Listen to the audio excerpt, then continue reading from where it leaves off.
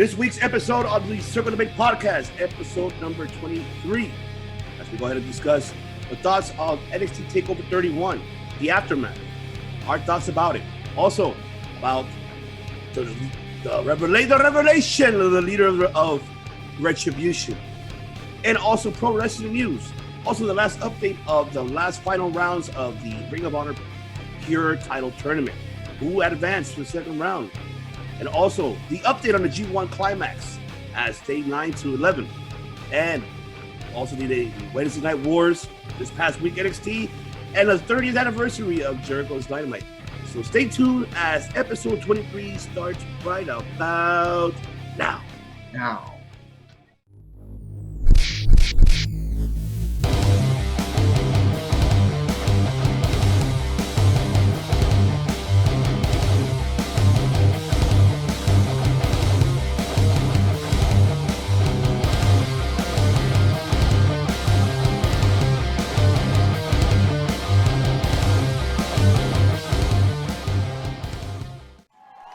Welcome, ladies and gentlemen, to the Circle of Big podcast, episode 23. That's right, wow, 23 episodes in. I'm your host, the devious one, IBC, alongside with my brothers from another mothers, as we have the match world of the Kellermans, of the Seidels, of the Murphys, and the Sanitizers, of the Cardonas. Jesus, so much of it.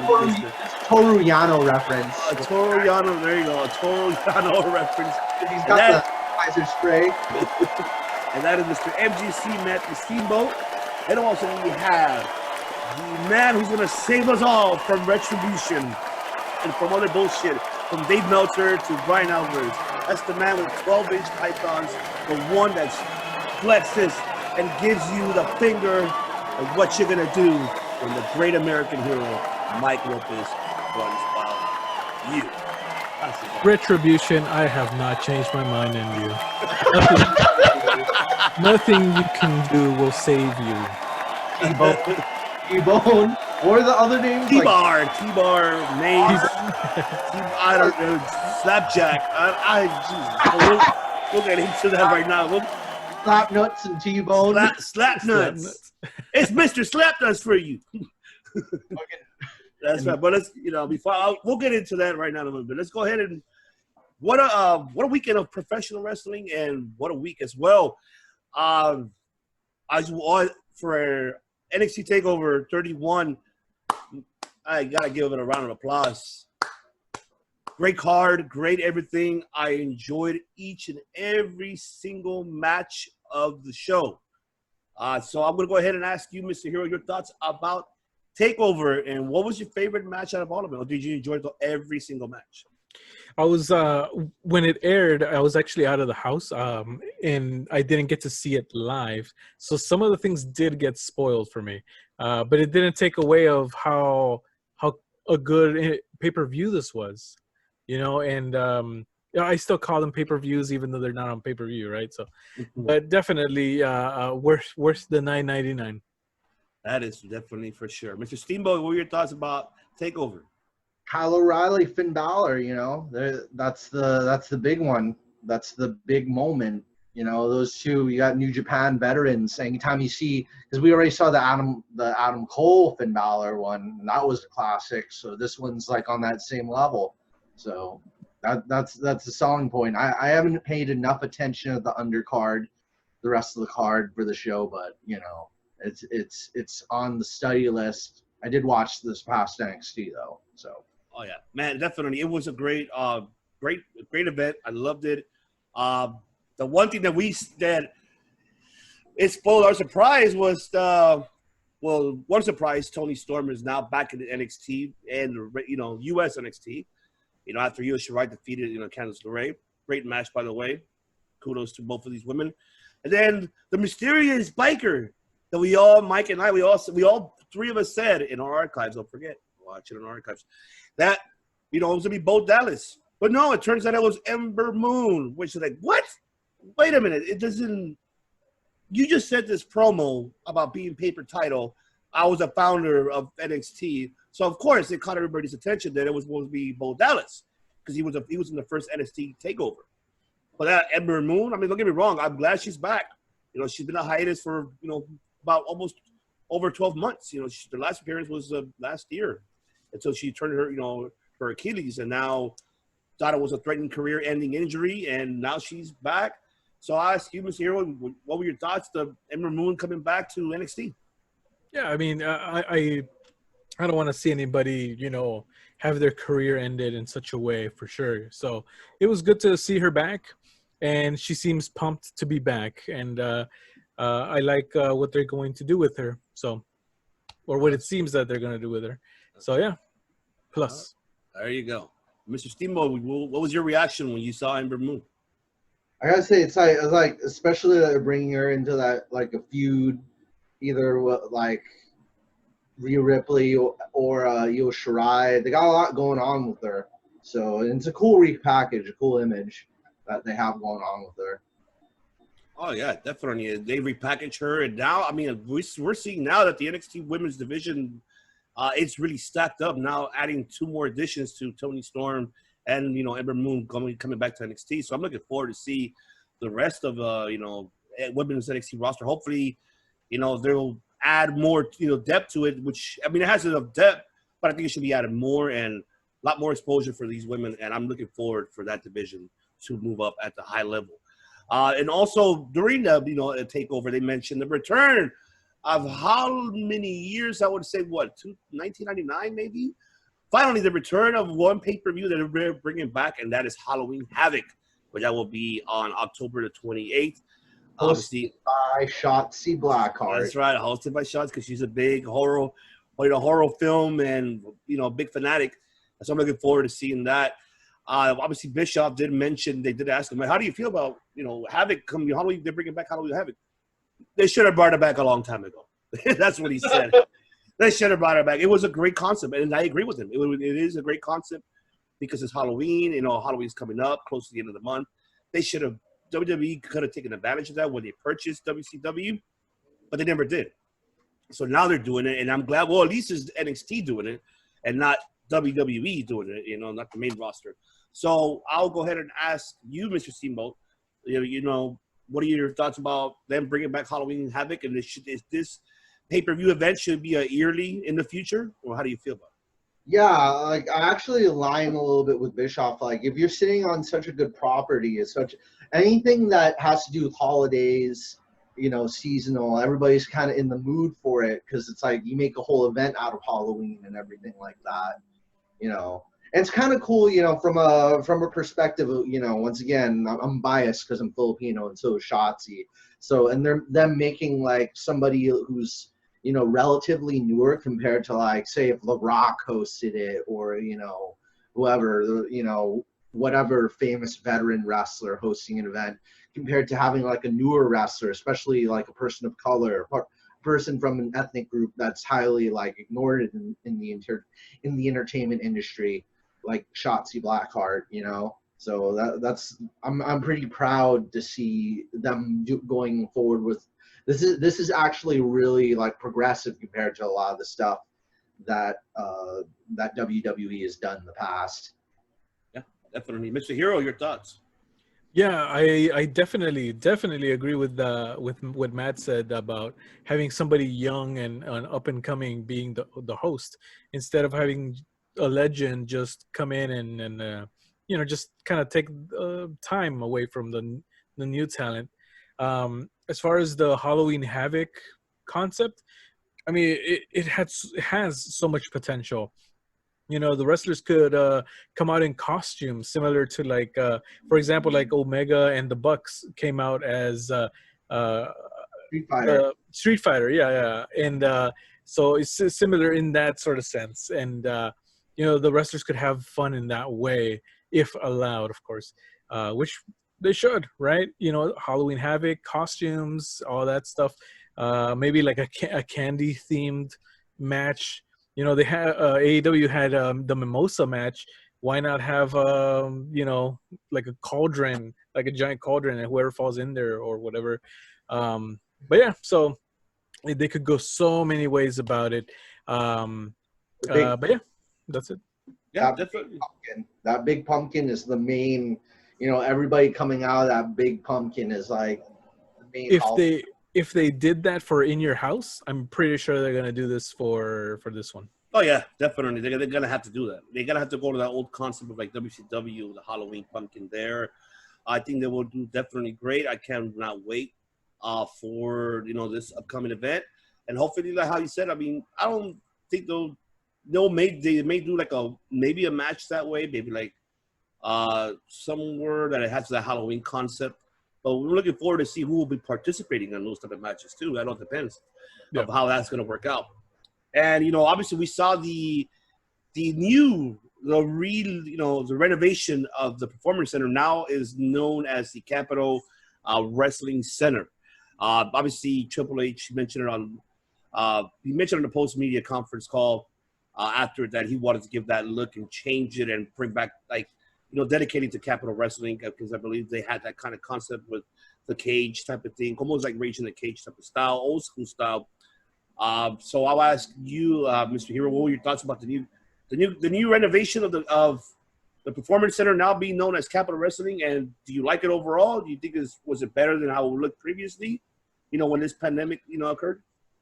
They're adapting. They're adapting to the whole pandemic thing situation, and they're making the most of it. I can't say whether I like it or dislike it. I mean, I have not been. For me, selfishly, I just would rather go and then say, hey, that was great and this and that. I've been to multiple events, and nothing beats the live experience. So as a fan, I would really would have wanted to be there to really check it out. It's like the Thunderdome. They could put a roller coaster around the ring, and what matters is what happens inside of it. So Yeah, definitely, Mr. Steamboat, your thoughts about the renovation? I think it's a good idea that they combine that Thunderdome element with the live crowd, have those both things in conjunction, just to get as much capacity out of your venue as much as possible. I'll mention this in outside of wrestling. Like I've seen this over in the K-pop world. They adopt and in NBA basketball, I've seen them adopt the Thunderdome as well. They're using it, and other than that, the drive-in. So that all three of those elements together, the limited live audience, the drive-in audience, and the Thunderdome, all get in conjunction. And then back to Capitol Wrestling, the Capitol Wrestling Center. We're looking back in time to Vince McMahon's grandpa, the old Capitol Wrestling organization when it was just the territory. Yep. So we get to look. A lot of people who don't know get that look into the past with the old-fashioned logo and everything. Definitely, I agree 100%. And I mean, they could have done this. They still could have had the opportunity to do it outside of venue events. I mean, right in their parking lot. But I mean, that maybe will come later on. I don't think it will happen now because now they have this new structure and the way how it looks. But I was reading also as well that they did have a couple family members in that audience, but it was separated. Like it was at that, like they were like in their own box, like a plexiglass box within themselves. If they able to pull off that concept like that, and it works perfectly with nobody being outbreak of COVID-19, they could probably pull it off of actually bringing in audiences in their own plexiglass, of a family, a group of friends.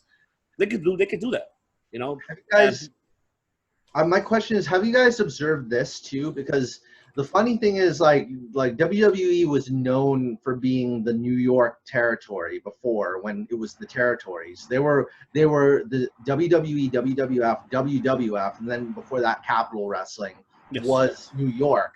Yes. And now AEW is Florida and the South, where they're descended from, Jim Crockett, and it's kind of like we went back in time to the territories because of COVID. They're just kind of just staying in their areas, like back then. Yep.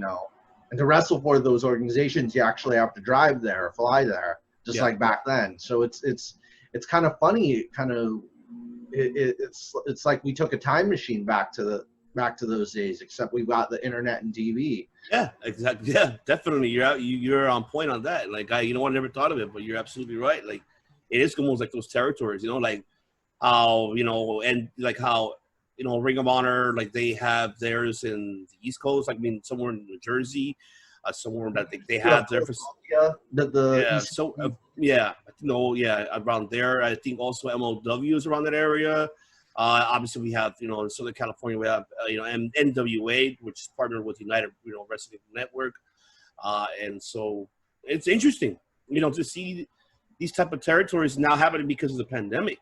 But it's still difficult for the talent because, current talent they don't live in the majority of Florida. I mean, they live in, in the Midwest, or they live in California or the West Coast, like Nevada or Arizona.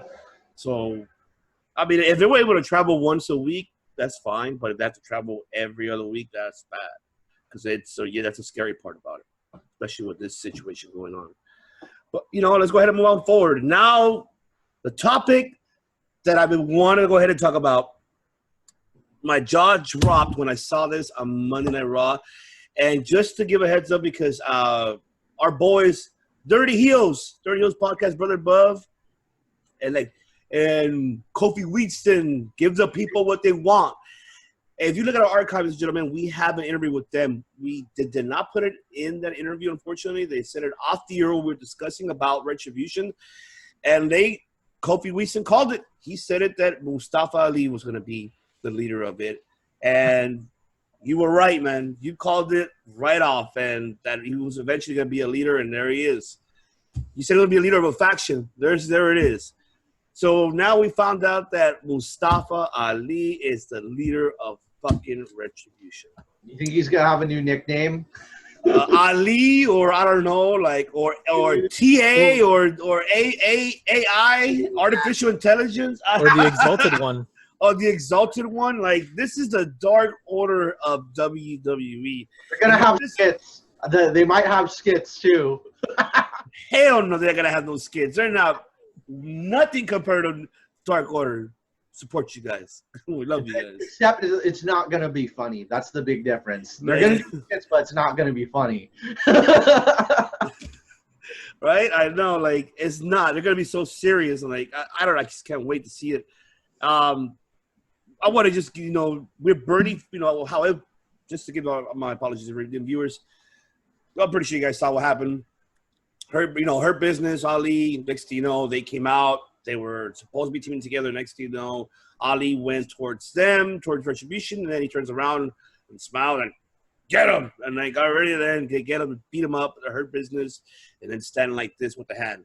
So that's number one. That's the number one. You pay attention to Dark Order, and you're paying attention to the AEW product for sure. So Brucey, what's going on over here? Are you losing your touch? I mean, what the fuck is going on? Yeah. So Ali as a leader, I'm assuming they're gonna mix this up with the hacker story, and I'm just looking forward an explanation of this shit.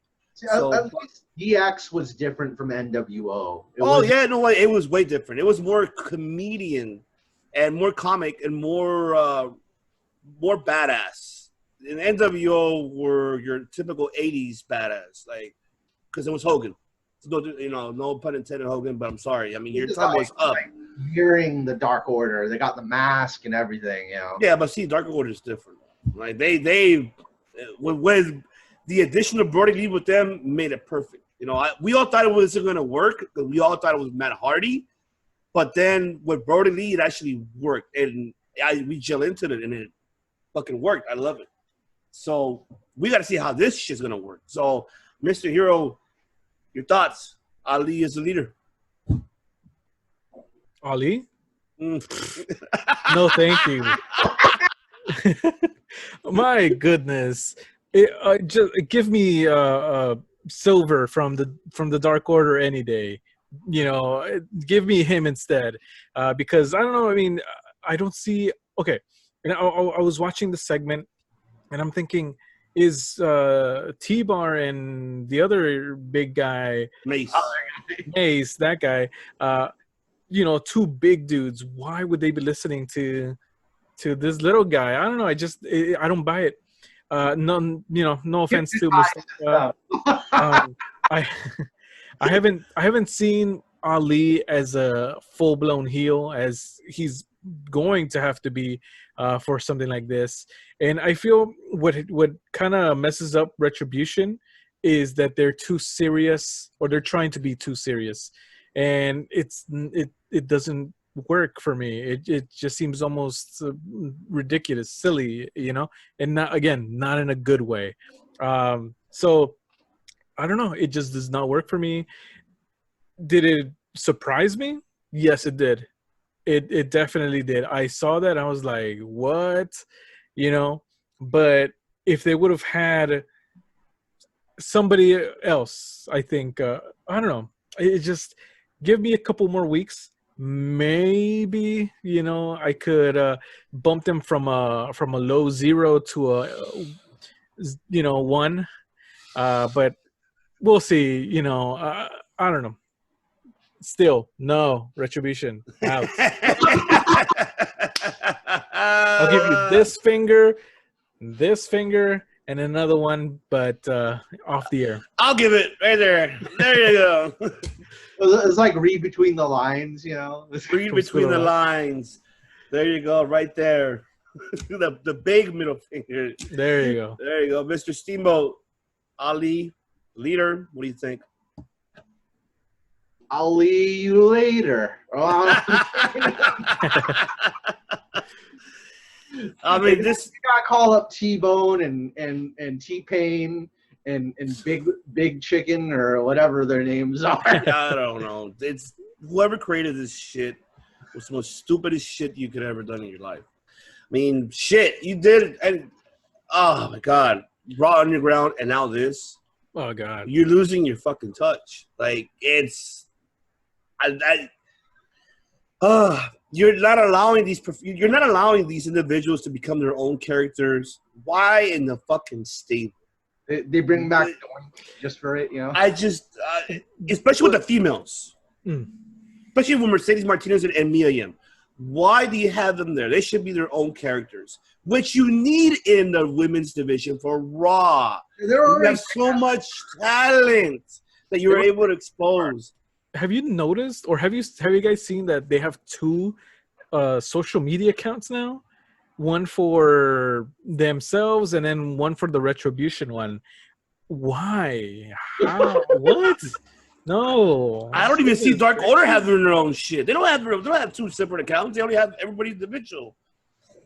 Oh, Jesus. We're so evil. We got another account. We should add another account. Pretty much we're the fuck Retribution and fuck Meltzers and fucking Alvarez. Sorry. Among others.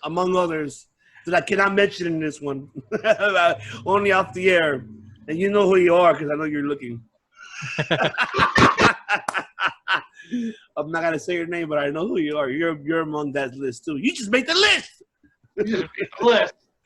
But definitely, we'll see how the explanation we get next Monday, and obviously Retribution are involved in the draft coming up, basically, which is tonight, Friday.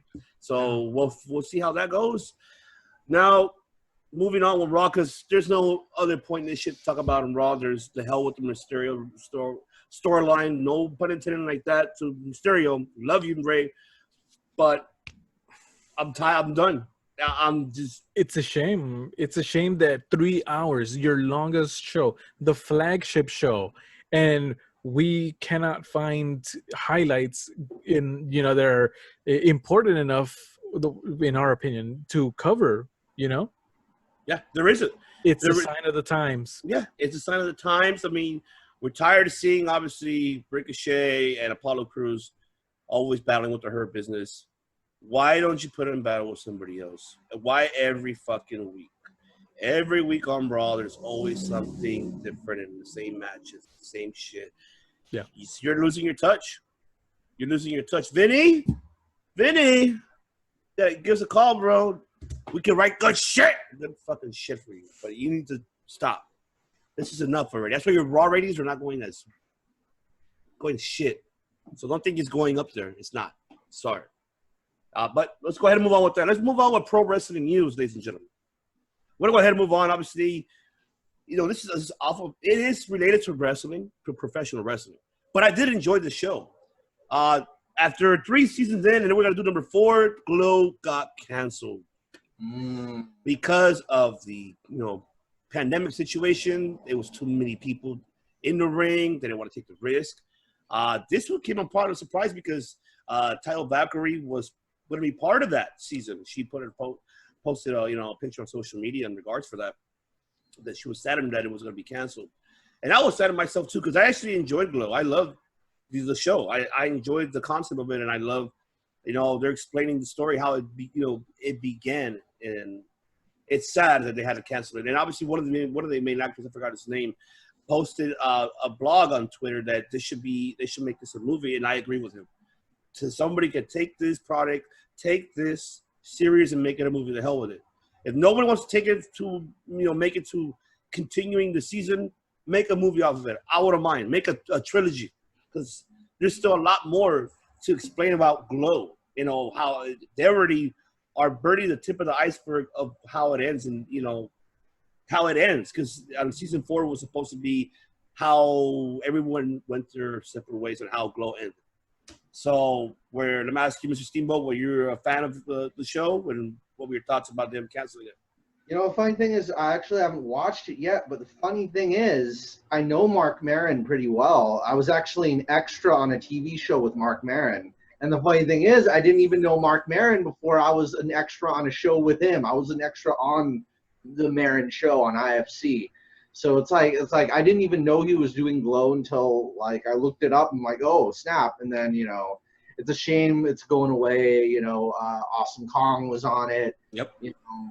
And a lot of great wrestlers. Maybe they could revive it later on down the line. Let's say never. Because in a way, the pandemic mainly just postpones all the good things that we've been waiting for, if anything. So, who knows, 2023, 2024, good things come to those who wait. Yeah, Mr. Hero, were you a fan of Glow? You know what? I only saw the first episode with John Morrison in it. I didn't continue for whatever reason. I don't know why. I'm sorry, what? I didn't know he was on it. He's one of the, he was one of the trainers. But yeah, I only saw the first one, and but yeah, I definitely see how it has an appeal to it, and especially for the wrestling community, and then now hearing that Taya Valkyrie was going to be on it, and down the line many potential wrestlers that could have participated as well, so yeah, I really do think that it's not really a cancellation, even though they're calling it that. It's probably a postponement. Meanwhile, this whole pandemic is done, especially if they already had a direction going for season 4, right? Yes. And they already had actors lined up, wrestlers lined up. They had everything going. So why not do it down the line? Everything's good to go. There's a script and all, everything. So, and if not a movie, why not? Yeah, definitely. I'm all for it. Yeah, definitely. And just being Chavo Guerrero Jr. was involved with this, with this season. With the show, because he trained those actresses. He was behind the scenes. Chavo was a lot of part of of doing a lot of the pro wrestling, moves and training the actors how to take the bumps, and he did a wonderful job. And I commend him. And it's a bummer that they had to put a cancellation to stop to this. I'm hoping they do bring it up, and hopefully somebody picks it up, either make a film or continue the series. But we'll see the outcome of it. And then speaking of cancellations, now we have retirements. We have a former WWE Women's Champion who retired, who just announced her retirement, and that is Jazz. Jazz announced her retirement from the wrestling scene. She was supposed to have, before this pandemic situation, she was going to have a tour of her final farewell tour, and just to hang the boots up, she recently had an interview with Chris Van Fleet. She explained why she wanted to go ahead and actually retire. She wanted to focus more on her daughters, and just, it wasn't the same anymore. Getting, waking up sore every day and those bumps. Yeah, she got tired, and she was the longest reigning NWA Women's Champion before she actually forfeited the title because she couldn't continue because of nagging injuries and other undisclosed injuries. And so after that, she just decided to go ahead and hang the boots. So do we see Jazz in the Hall of Fame? So I'll ask you, Mr. Steamboat, do you see Jazz in the Hall of Fame? What do you think? Your thoughts? It's very obvious, she's put in all the work. She's an amazing performer. I still remember her like slowly picking apart Trish Stratus. Like, she was probably one of the most vicious, I saw during the early Ruthless Aggression era. I forgot if it was Velocity or Heat that I would watch her on, but she was aggressive. So yeah, I hope they do induct her very soon though. Jazz definitely deserves it, 100%. Definitely. Mr. Hero, your thoughts? I agree. It was almost as if she was the anti Trish Stratus. She was, the polar opposite, and she could definitely go in the ring. So, a Hall of Fame status for sure. Absolutely. There you go. Definitely. Then we just had a recent tease as well. We had a tease of Ring of Honor. They did a little tease of maybe a star coming to Ring of Honor, which everybody thought, wait a minute, he's an Impact. How could he go to Ring of Honor? And that is EC3. There was a little vignette for EC3, which we found out that he's a free agent, that he's able to go wherever he wants. He is not signed with Impact, does not have a contract deal, only per appearances. So he's a free man. He's able to go wherever he wants. And now he will make his debut in Ring of Honor, which we don't know what date yet. But that's surprising. So I'm looking forward to see who could challenge this individual. I mean, with EC3, with the Ring of Honor roster, I would like to see him and Jay Lethal. That would be a heck of a match between them. So your thoughts, Mr. Hero, EC3? I mean, do you agree that he should be freelancing this way and not be signed with nobody and him jumping around promotions? And where do you see his future going? It's possible to do that now, I feel. And it's especially having gone through what he went through in WWE, I'm pretty sure he's not, twice, right? I'm pretty sure he's in no rush for any commitment to any company, because you never know how they're gonna treat you, So yeah, if it were me, I would be doing the exact same thing. He's still young. He's able to wrestle, and I heard that Matt Cardona has kind of a similar situation in that he's a free agent as well. Yes. And he showed up at AEW and was able to do some matches, and now he's out of there. And who knows where he'll end up, and who knows, I think until there's a union or until wrestling is unionized, wrestlers are going to see this and are going to try to do something similar. We see Thunder Rosa going from, different places to different places. So maybe the new norm is going to end up being that they can wrestle in different locations. Yeah, definitely. Yeah. Mr. Steamboat, your thoughts? It's like I saw it with Matt Sydal going from Ring of Honor to AEW, and I thought that was really cool. And it's like 1 week on, 1 week off, seeing them on both shows. This is a little bit of a stretch, but it would be really fun to see, somebody hold titles in different promotions.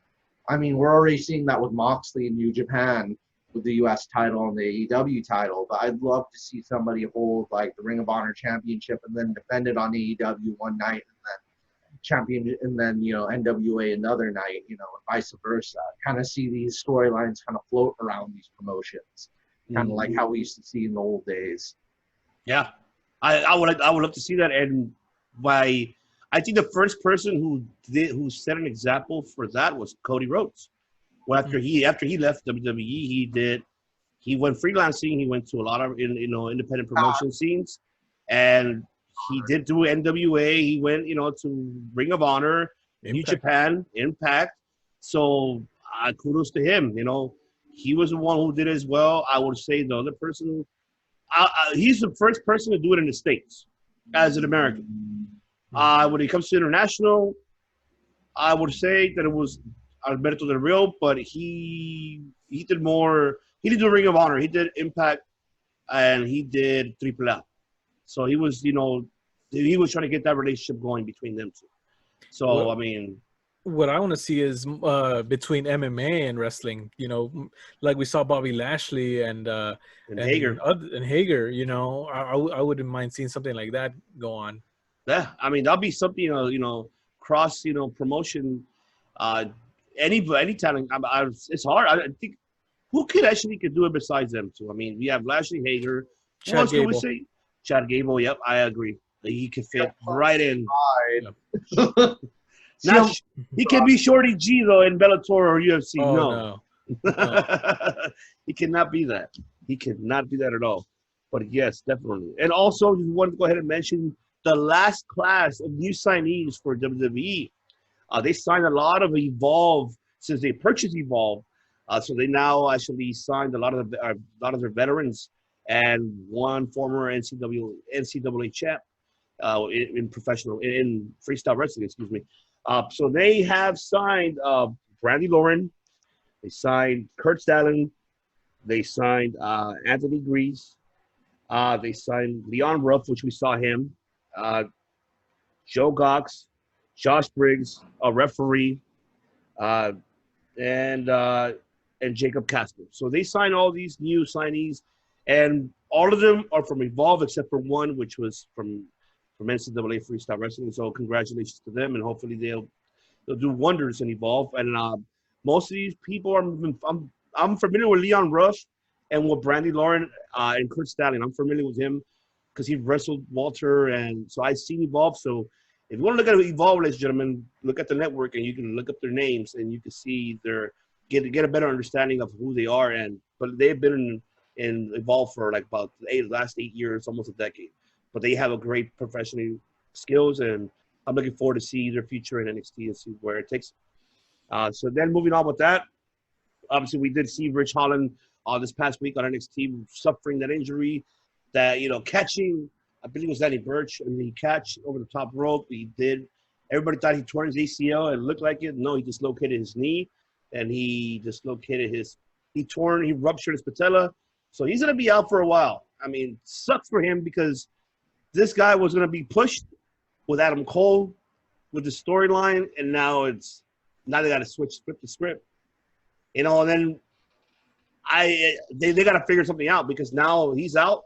They got to now figure out who else can they push, and it's sad, and speedy recovery, Rich, and shit. We don't like to see nobody getting hurt. No, never that.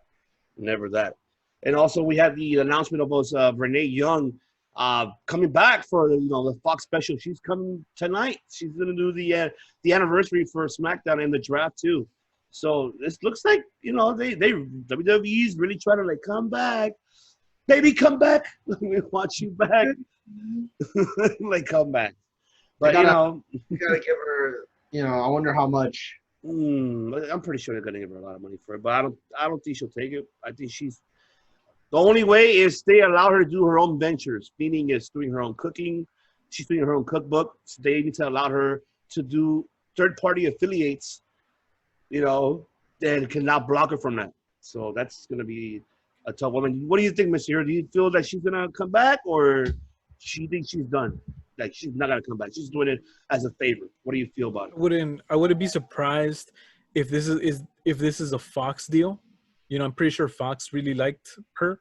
Yeah. And who knows? We don't know if she is applying through this, applying for a Fox job, whether with football or whatever it is or something else, right? So I don't know. I feel like this is more on the Fox side, and they're having, and I don't think sure it has to do with WWE right now, but again, I wouldn't be surprised if this leads to another direction in Fox. Yeah, I agree. You never know. They probably get her somewhere like a sports analyst for Fox. Maybe in football or maybe in hockey. Hockey as well, because she's a big hockey fan. I think her brother. I had a question. Her brother competed I'm not quite sure about it, but she's a big hockey fanatic as well. I mean, I don't Mm. never. You never know. But yeah, Mr. Steve, you feel the same? Do you agree with Mr. Hero? So it's like Mrs. Moxley, as we know her, good old Mrs. Mhm. Moxley, Renee. We got to say that the other the the other thing that this was just a rumor, it was a prediction, thinking that she like get like a little bit later because AEW was rumored to have another show coming along, and the commentary team for that show was going to be Renee and Mauro Ranallo. Renee Young and Mauro Ranallo was what they were thinking it was going to be. But that's nor here nor there. So only time will tell with this. It could like what they usually do when somebody's offered a contract in two different places is you see how those two compete against each other, who offers more money, Yep. or just who you can use one as a bargaining chip against the other. In fact, they even revealed this a little bit off the subject, but the Young Bucks revealed their original plan for AJ Styles and the Good Brothers to be on the first episode of Dynamite, and they even wanted it to be at Madison Square Garden, to even like stick a point home and have AJ Styles do a run-in with the Good Brothers and have a whole thing with that. But AJ Styles was kind of using the bargaining chip just to raise the price over the other, because AJ's friends with all of them too. That's another example to goes to show. You think it's gonna go one way, but it could go another. I mean, when it comes to that, I agree. It does involve a lot of money, and especially with the aging. AJ is close to I'm not saying he's gonna retire anytime soon, but he will eventually. I mean, right now he's providing for his family. I mean, and believe me, Vince paid him a lot of money, so I don't think he will go anywhere. If Vince let him walk, he's the stupidest man in the world. That's what I can say. That Vince, you're an idiot. You're an idiot. You're an idiot, and you let him walk. How could you let AJ Styles walk? I would not let him walk. Let him extend his contract. Let him and keep him until make him, keep making him mid card. I mean, a main event level person, and help the mid card as well, like he's doing with Jey Uso. Like he lost to Jey Uso last week. Like, what's up with that? It's like, it happened. He lost to Jey Uso. I mean, but it's fine. It is what it is. I mean, Styles is doing a favor. I still, for him and the Good Brothers to go to AEW, this is my opinion about it. I feel that it would have been like another WCW. You get me? Like, it would have been like an NWO. Like, you're bringing the original club, and okay, how's that gonna work out now? You brought all. I mean, you brought all the members of the original Bullet Club, not the Elite, the original, and now you're mixing them with the Elite. Okay, you'll have a feud like NWO Red and Black versus NWO White and Black and White, which will be the original club versus the Elite. I mean, it's gonna die out. I think it was a smart move from all of them, all parties that did not, decided to go ahead and join the same organization. And it's better for them to build their own career, paths differently. And because the Young Bucks has a lot to offer still, and they're the EVP of great organization. So I wouldn't want it to be happening that way, because it would have. I mean, do you guys just disagree? I mean, or agree that it could have been like another WCW? They would have brought their friends. I mean, I think that both AJ Styles, well, the whole OC, still has a good amount to give, excuse me. But the reality is, in my point of view, AEW has stars that I want to see in and of itself now.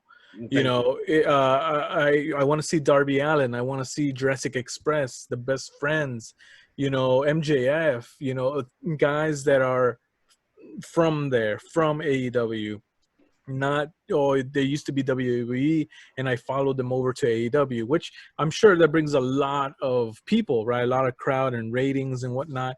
But for me personally, I enjoy seeing these new characters. It's a whole new show that is not restricted to McMahon's ideals, right? So that is just probably the biggest appeal to me. yeah, I agree with you 100%. Because it should be that way, because you want to have these young talents to be built and let them be, the platform for that promotion themselves, and especially with MJF. I say MJF and Jungle Boy and Darby Allin are going to be the top 3 for that organization in the future to come. They're going to do a lot of great things with those, those 3 individuals. So I'm looking forward to see a lot more of that. But let's go ahead and move on forward. And then there was a rumor around your window. Once again, to repeat myself, ladies and gentlemen, we're not fucking Dave Meltzer. We're not Wade Keller. We're not Brian Alvarez, okay? We are not these pieces of shit that gives 5 stars or -4. Fuck their stars, all of them. We're here. We're like you, like the fans. So on this one, rumor your window is NXT is considering taking out a second show. And guess what that show would have been called if it did happen? NXT Underground. Why? It would have been a different concept what Raw Underground is doing. But then what it would have done is take the underutilized roster, their trainees that they have, that they sign, and get them exposed, give them TV exposure as for a second show.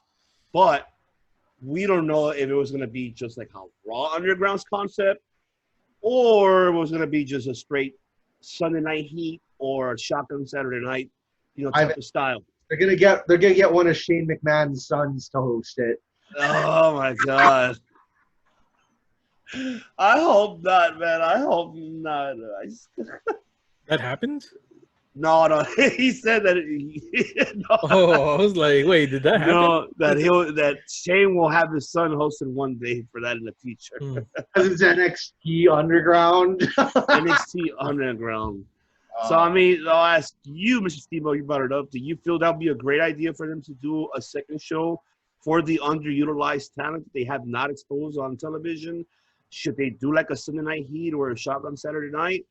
Or like the Raw Underground bullshit? What do you think? What are your thoughts? What do you think you should do? I'm waiting for your answer. I need an answer.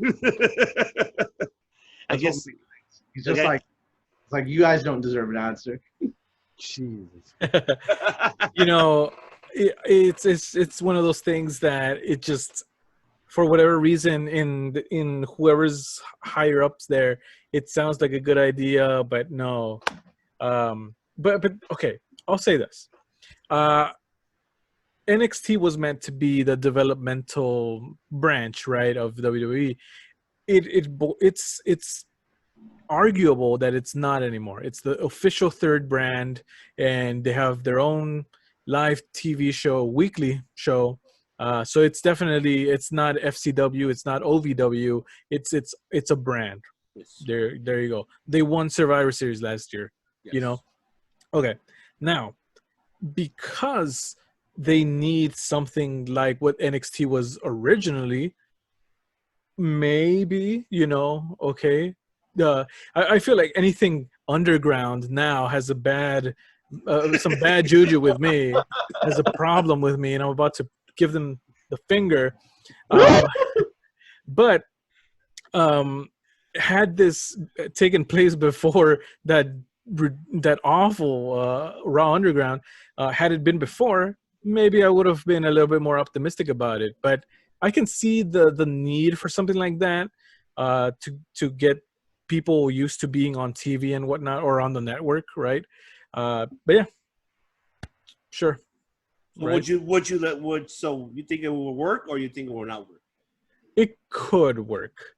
It could work. It's similar in the way of OVW or a FCW. But it should be like a concept of like a Shotgun Saturday Night or Sunday Night Heat. No, I don't think so. So how do you feel the concept should be? I just think it should be like people testing out. It should not be on public television.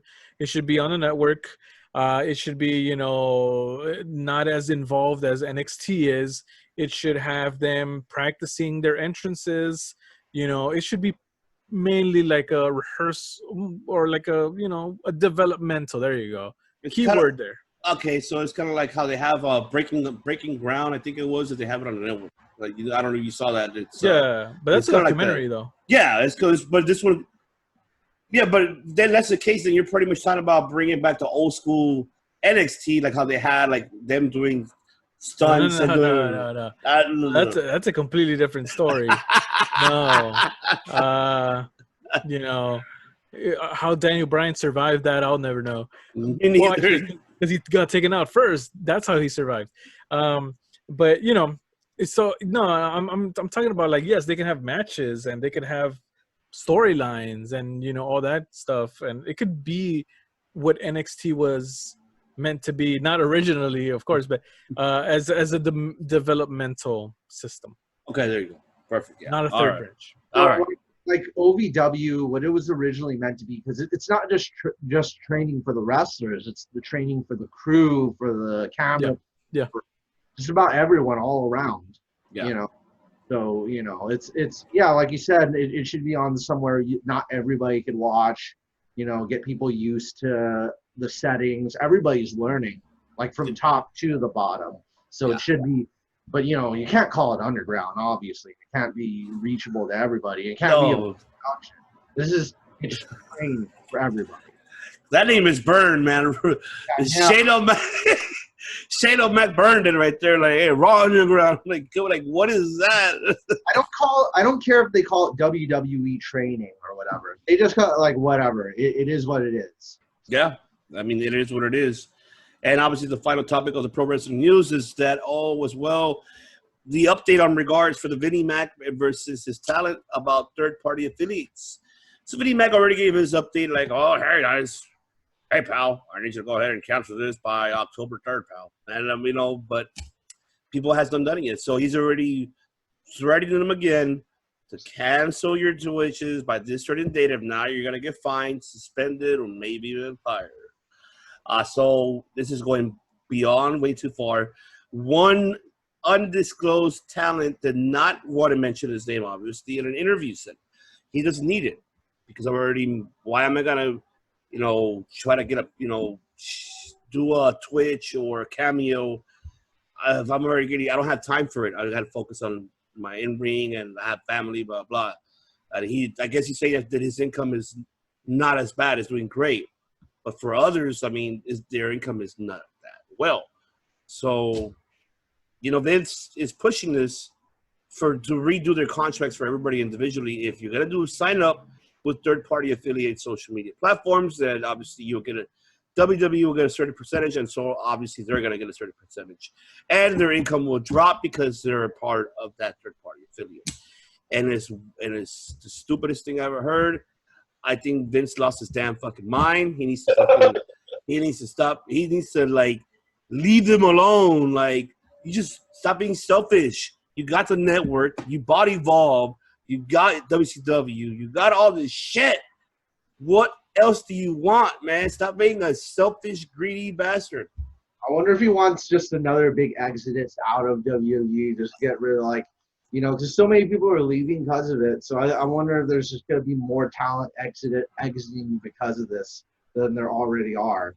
Yeah. I mean, if we see this, I mean, we haven't seen it yet. Rusev kind of, but he was already kind of. No, he was already on the way out, anyways. Yeah. He was already on the way out. It had nothing to do with that. But I mean, the man is losing his fucking mind. Someone needs to really go talk to him. Linda, talk to your. Linda, I don't mind. You're even worse. Somebody talk to. Linda used to work for Trump. If she's like that, then you know. It's probably like Trump mentalism, but I don't want to get into politics. Yeah, we won't. No. I don't want to get into that. But I mean, your thoughts, Mr. Hero? The man's losing his mind, right? Please tell me he's losing his mind. Yes, and if he's not careful, and if he doesn't shape up, he's gonna lose his company. We see WWE as the be-all, end-all of sports entertainment, which it has that rank, I guess, for being top dog. Yes. However, let's say Amazon, you know, compared to Amazon, compared to Disney, compared to all these other bigger companies, WWE is a little dwarf, you know? We sometimes lose sight of the scale of how big this company or how small this company really is in the large scope of economics and everything. The reason I say that is he is taking a lot of missteps. He is. It seems like he's mismanaging or trying to take over the wrestlers' lives, knowing full well. And I like that AEW stood up for or mentioned that they allow the wrestlers to do Twitch and whatever, in all that good stuff. There's another competitor out there, and I don't know. In my opinion, if this keeps going, man, I wouldn't be surprised if in 10 years or 15, I'll say it right here. You heard it here first. AEW buys WWE. What? Whoa, you heard it here first. Yes. Quote. Wow. Quote me. A completely different swerve though. It could be something like I dropped my beer. I won't say like it won't be AEW, but we could see like Facebook buying them or Tesla or something else, because you talk about all the other like big companies, Tesla buying them, or like the most goofiest one would be like Disney buying them, or man, if Amazon decided one day, if Jeff Bezos, with the change in his back pocket, decided, hey, you know what? This wrestling thing, I could make some money off of it. And he has somebody that could run it for him and make money off of it for him. He will buy it, and he will buy Vince's jet and remodel it, I guess. So I don't know. It can happen. Yeah.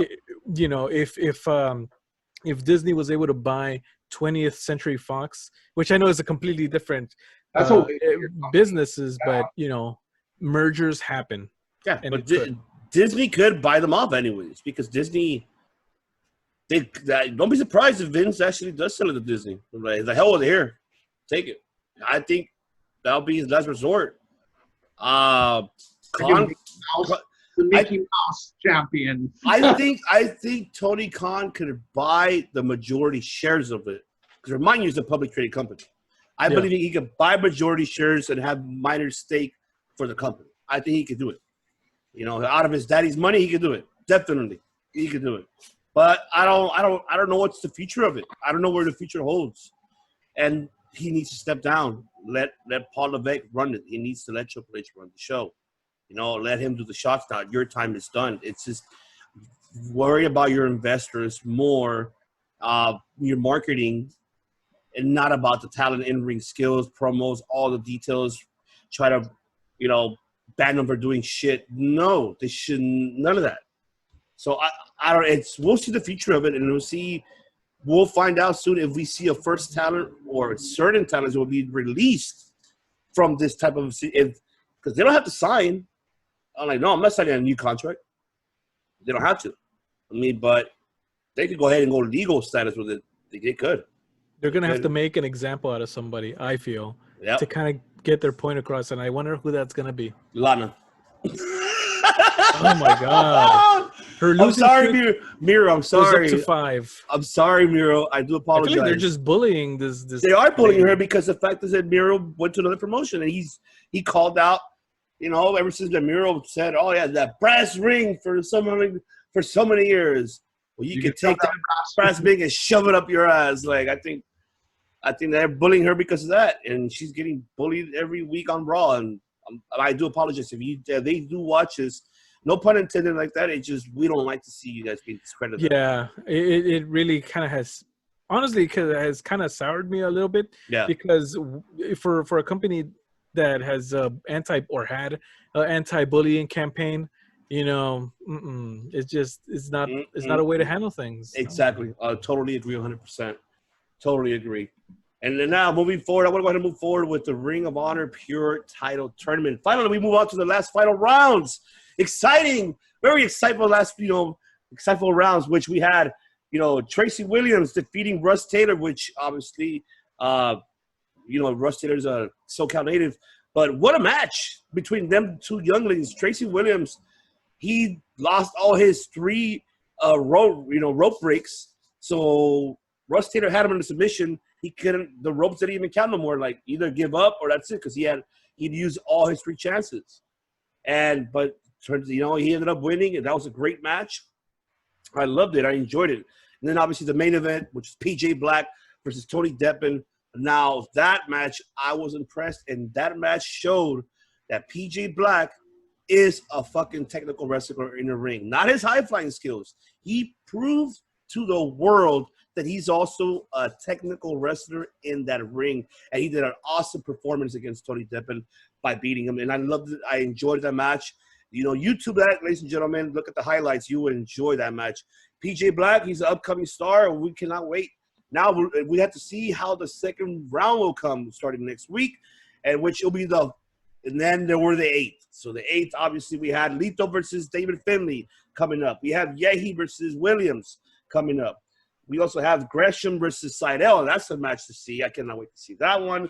And also we're seeing Woods versus PJ Black. So stay tuned to watch that on Ring of Honor on their channel and on any platforms or on Twitch. So stay tuned for the Ring of Honor Pure Title Tournament.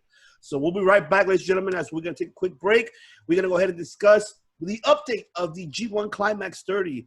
Who's up during the rankings and the points? Who's the leading one in Block A and Block B? We're almost at time to be almost at over.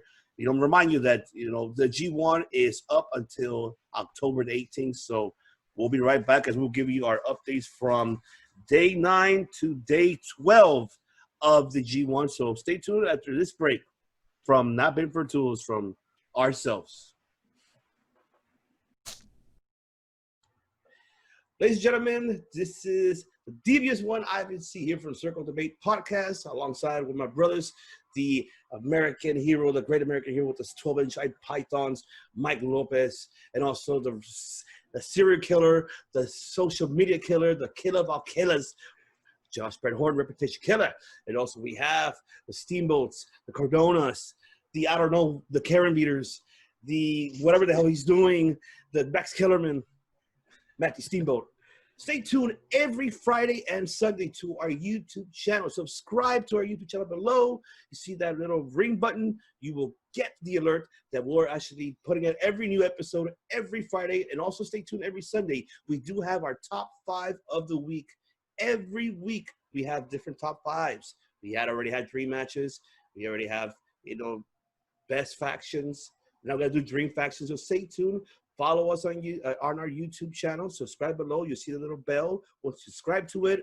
And also don't forget to follow our other social media platforms on Twitter, at Circle Debate. Also on Instagram, at Circle Debate. So stay tuned every Friday and Saturday. Friday and Sunday. The beer's talking. That's what happens. But stay tuned, ladies and gentlemen. Don't miss it out. Circle Debate every Friday and Sunday. Welcome back, ladies and gentlemen, to the Circle Debate Podcast. So let's go ahead and move on now with the G1 Climax 30, the 30th anniversary. So we're going to give you the night updates of day 9. So we got day 9. We had on the Block B1, we had Shingo beating Yujiro, Cobb beating Jay White. That surprised me, but it was a great match. I saw that. It was really great. Okada beating Suzuki. That was another phenomenal match. I love that. Ishii, finally moving up in the rankings. Now Ishii beating Taichi. That surprised me. Taichi losing. What the hell's going on? And obviously Bushi beating Will Ospreay. Another instant classic between them. That's a great match between gentlemen. Gentlemen and ladies. If you like New Japan, watch that match. YouTube their matches. They always put a hell of a show between Ibushi and Will Ospreay. Day 10, Block A. Let's go ahead and see Goto beating Yano. And that was the quickest pin I've ever seen in a G1 in a long time. How the fuck did Yano lose in 10 seconds? That quick. It was like, wow. Remind me of what's his face? Versus Zabada. Yeah, I'm versus. Is that what it was? Kevin Nash versus Bob Backlund. Bob Backlund, yeah. That one, yeah. Or even when Morella getting eliminated from the Royal Rumble. I wasn't ready. But that was the quickest pin I ever seen. And then Sonata beating Zack Sabre. That was unexpected. That was a great match between both of them. My boy Sonata, you're making it up in the rankings. I mean, in the points as well. I mean, Evo beating Juice Robinson.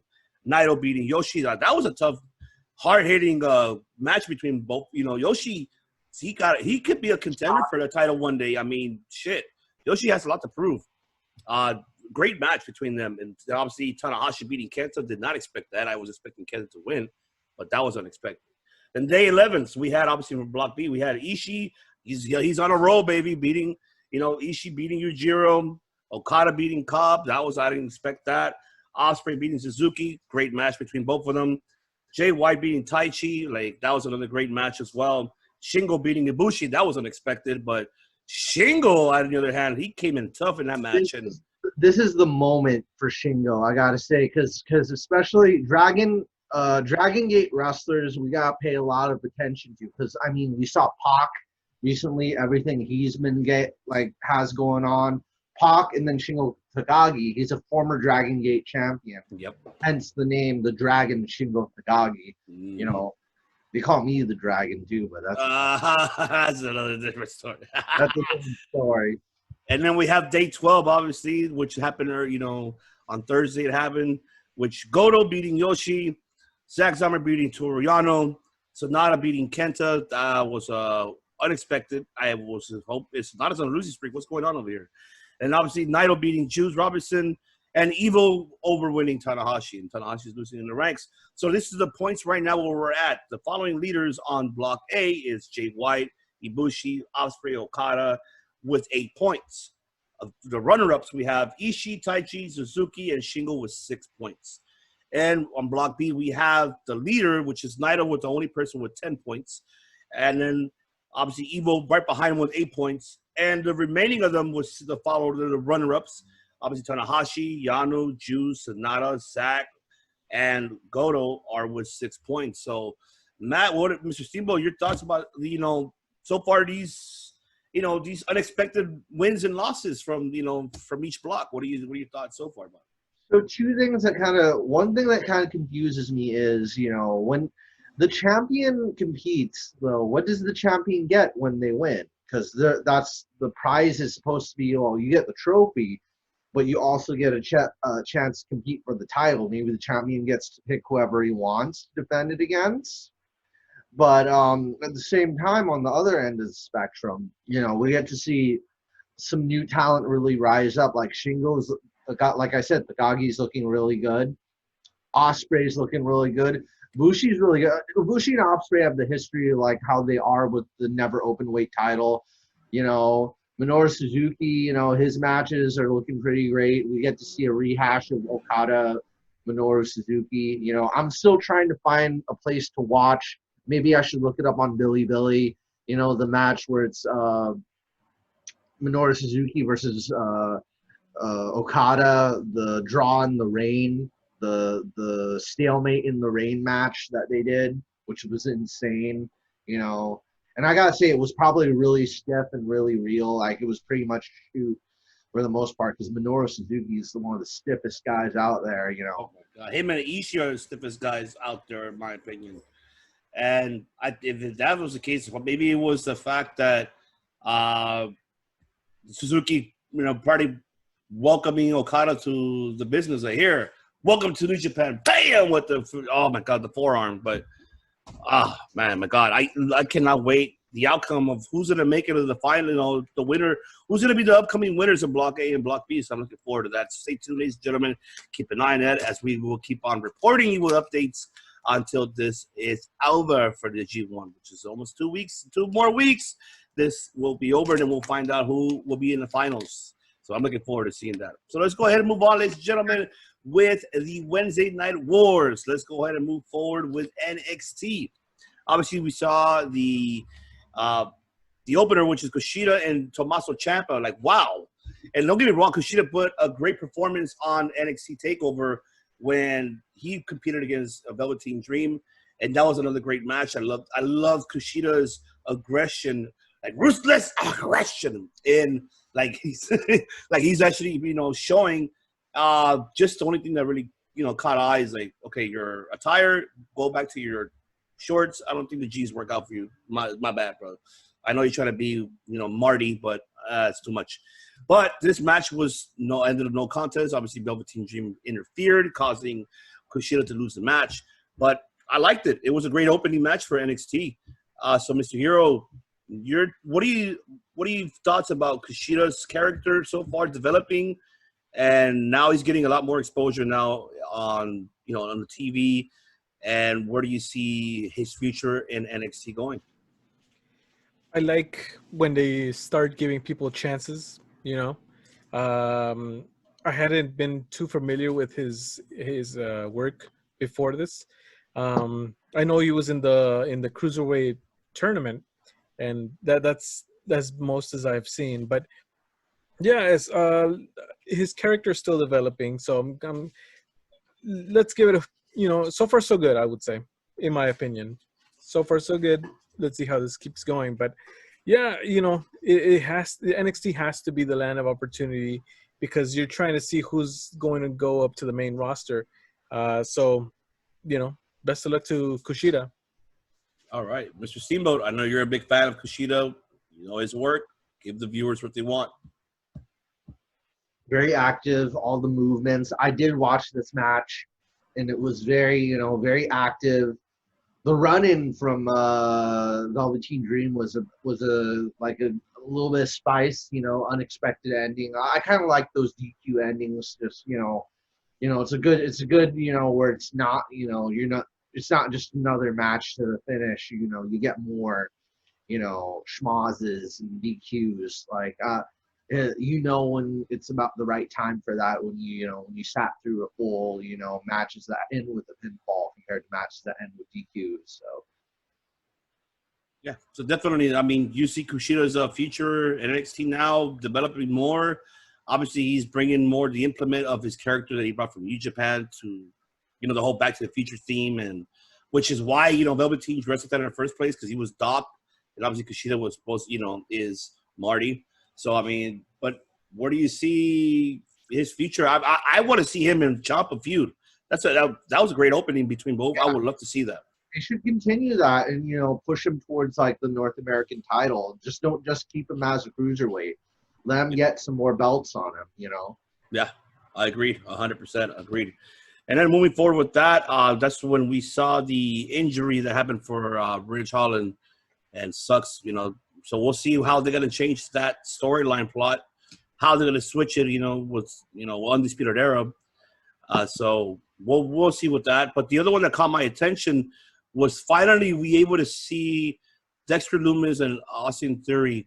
And now we finally see Austin Theory getting longer matches than I expected, because every time he's either being a jobber majority. And it sucks because this kid is great in the ring. I can see that his mic skills are barely developing little by little. He's not getting there, but it's developing. But his in-ring performance is 100% good to me. I don't see nothing wrong with him. I did like this match between him and Dexter. We were able to see both what they were both capable of doing in the ring. And so I want to ask you, Mr. Hero, do you agree with that? Do you feel that these two gentlemen, prove a point in the ring? And where do you see this? Do you see this feud continuing? And where do you see Austin Theory as well, career in NXT? Austin Theory is still young. He's in his early 20s, right? Yes. So he definitely has quite a long road ahead. In his career. So yeah, I think he has a lot of potential, and they had put him with Seth Rollins, if I'm remembering correctly. Yes. And with Andrade and Garza, and he was in that group too. So they see something in him, and he has obvious potential. I do think that he's where he needs to be, and yeah, Yeah, we'll see. we'll see what happens. Yeah, see what's going to happen with him. Mr. Steamboat, your thoughts? Because he has no thoughts. Yeah, pretty much. There you go. And now, finally, the main event for that was Ember Moon and Rhea Ripley teaming up versus Raquel Diaz and Dakota Kai. We finally see Ember Moon's in-ring return for the first time since being inactive for 14 months. She looks great. She looked like she has lots of step. Obviously, she got a little thick, but that's fine. There's nothing wrong with that. But, she did look great. I love the Eclipse. Love that finishing move, the Eclipse. I love it. She did it perfect. She landed it perfectly right in the spot. And so I cannot wait what the future holds for her as well in NXT. and I think she's going to build that women's roster more depth alongside with Tony Storm now being at it. So, what are your thoughts on Steamboat? Miss Ember Moon? Did she look like she had any rust? She looked lots of step, right? What do you feel about it? I haven't caught too many of her matches before in the past. I know I've seen a match with her and Asuka, I believe, back then. So it's she has a lot to offer, especially with the new gimmick. And Dakota Kai, much love to the New Zealanders. Once again, my favorite country. I won't stop saying it anytime we talk about a New Zealand wrestler. So, that's a little. I don't know what Russ to compare it to, but I mean, it looked pretty good to me. All right, Mr. Hero, what do you think? How does she look? Yeah, a few more matches, and I feel that she'll be right back in shape. She looked good out there. Ring rust was not a key factor. I feel. She's. I mean, I don't know this for sure, right? But I would figure that she's been preparing for her in-ring return, practicing right there in the performance center or wherever, So, it's good to have her back. And I was watching, this match and thinking to myself, like, the women's division in NXT has a lot going on for itself, I think they have a good amount of stars there. And it would be interesting to see that, for example, like Ember Moon went from the main roster to NXT, but it'll be interesting maybe in the draft, see some NXT females go on up to the main roster, not including Retribution. Yep, that is one of them. But they already said that obviously they put out the rules, I believe, that earlier on that, I believe NXT is not involved supposedly, but I don't know. That's really a window, yeah. It's probably just only just Raw and SmackDown only. So I don't. We'll have to wait and see. Tonight we'll see what's gonna happen. Yeah. So we'll definitely see that. So let's move on to the 30th anniversary of the Jericho's in-ring career. 30 years in the business, and congratulations, Chris Jericho. Yes, you deserve that. We've been a fan of yours, since Lionheart days to the Ayatollah Rock and Roller days, to the You Stupid Idiot days, to the days that you make the list days, to the one right now that Judas is on my mind, so it's just, you are the GOAT, man. You are the GOAT. You are considered the GOAT, and I'm going to call you are the GOAT because of what you have done with all your career, the character gimmicks, everything. You're the only guy that is able to produce that in professional wrestling. If anybody wants to correct me if I'm wrong, you can comment right below and tell me who has not done what Jericho's done. Changing the gimmicks and still being on top of the mountain. It's nearly impossible to say that you have wrestled Ric Flair, Hulk Hogan, The Rock, Stone Cold, Okada, Kenny Omega, Tetsuya Naito, Hiroshi Tanahashi, John Cena, CM Punk, Daniel Bryan. Like it's people from three different generations. No, four different generations: 80s, 90s, 2000s, now, and probably like Orange Cassidy and Jungle Boy. You have you could say Jericho's wrestled wrestlers for maybe like 6 or 7 different generations apart. Like if you look at Ric Flair and Jungle Boy, how many years apart those two are? Oh my God! What a comparison there. Why would you compare that? No, I mean I think he means it in eras. Yeah. Well, yeah, in eras. You're right. Yeah, you're right. Yeah, like you can't say that you wrestled those. Nobody could say they've wrestled somebody who just started compared to somebody who's like already from like who wrestled in the 70s. You can't say it's not anyone could say that. It's not, especially somebody who's been champion 16 times compared to somebody who's just debuted. It's so rare. Every Rock to the list goes on. Even people, the next big stars, Orange Cassidy. The list goes on. So and Jericho's he's gonna keep wrestling another 10 years. So Jericho's gonna wrestle like the people who like the grandchildren of our generation are going to watch on TV. It's like, oh yeah, I wrestled him. Wait a minute, you're friends with my grandchild. How would you wrestle? Yeah, Chris Jericho wrestled a wrestler who's friends with your grandchild. That's, you know, only him. Only him. Only him, definitely. I mean, let's start off with the opening match. We saw, you know, hold on a second here. I gotta give my respects to Le Champion, Chris Jericho, the one and only. I really have a lot of respect for Mr. Jericho because not only is he able to maintain such a longevity in professional wrestling, but also in the world of music. He has multiple albums with Fozzy, toured the world with Fozzy, and you know everything he's done in that world too. If you saw the episode, you saw members from Kiss, the legendary Kiss, from Metallica, you know, wishing you, you know, congratulations on your 30th anniversary, and that doesn't just go to anybody, you know. So you had from both industries legends saying, you know, congratulations. So that really goes to show how awesome Jericho and his career has been. And you know, and it's not even at the point where people are asking him to retire, like, you know, like how Undertaker has gotten to, or Ric Flair got to. He can still go. He can still have matches with you know, like the guys from Private Party, you know, and still put on a good match, Orange Cassidy and whatnot. And you know, just how Matt was saying with the list of, you know, the, no pun intended, the list of all the guys, legends, and you know, future Hall of Famers that he's wrestled with and beaten, right? So that's crazy, you know. There is Much one respect. person that he needs to face. You. Please, no. Why? I want Jericho around for a little bit longer. Why not? Because I give you the manager. What's up? Hero base.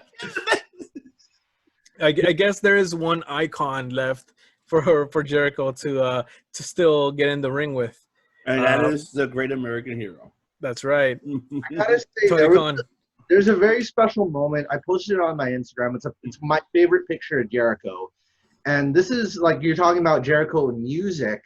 This is one of the rare times you will see, you know, because of wrestling, only through wrestling, this moment can happen.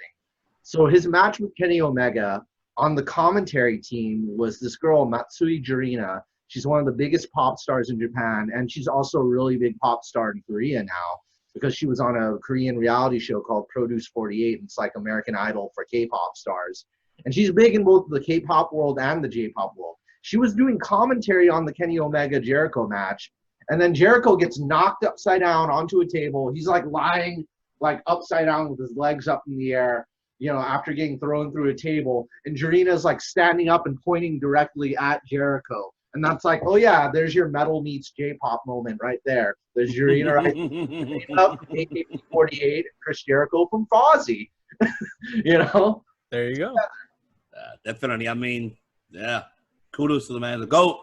The GOAT. Not GOAT James. GOAT Jericho. Mm-hmm. GOAT Jericho. But yeah, definitely. Let's start off with the opening match. Will Hobbs versus Brian Cage for the FTW Championship. What a great performance would be for Will Hobbs, I'll tell you that. He did a great job. He did not disappoint. Obviously, Cage won.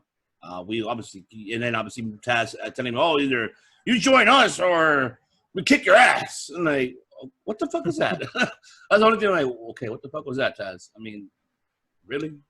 That would have not been this is like the most basic type of choice you want to give to someone. But whatever. I mean, but I'll ask you, Mr. Hero, what do you see in Will Hobbs' future? Did he impress you with his match with Cage? How did you feel about it? And where do you see him moving forward with his career in AEW? I still want to see more. I want to see him develop a little bit more. You know, for me to, you know, give him my full endorsement.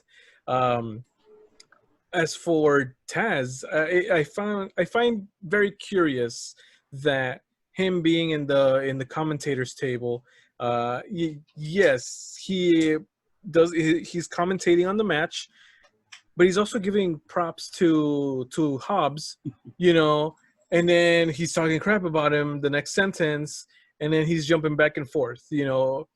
I really think that he should kind of choose a side there, but I guess they kind of explained it by him wanting him to join them, you know, like, oh, you know, this guy's good or whatever, good enough to join Team Taz, or I guess that kind of explained it.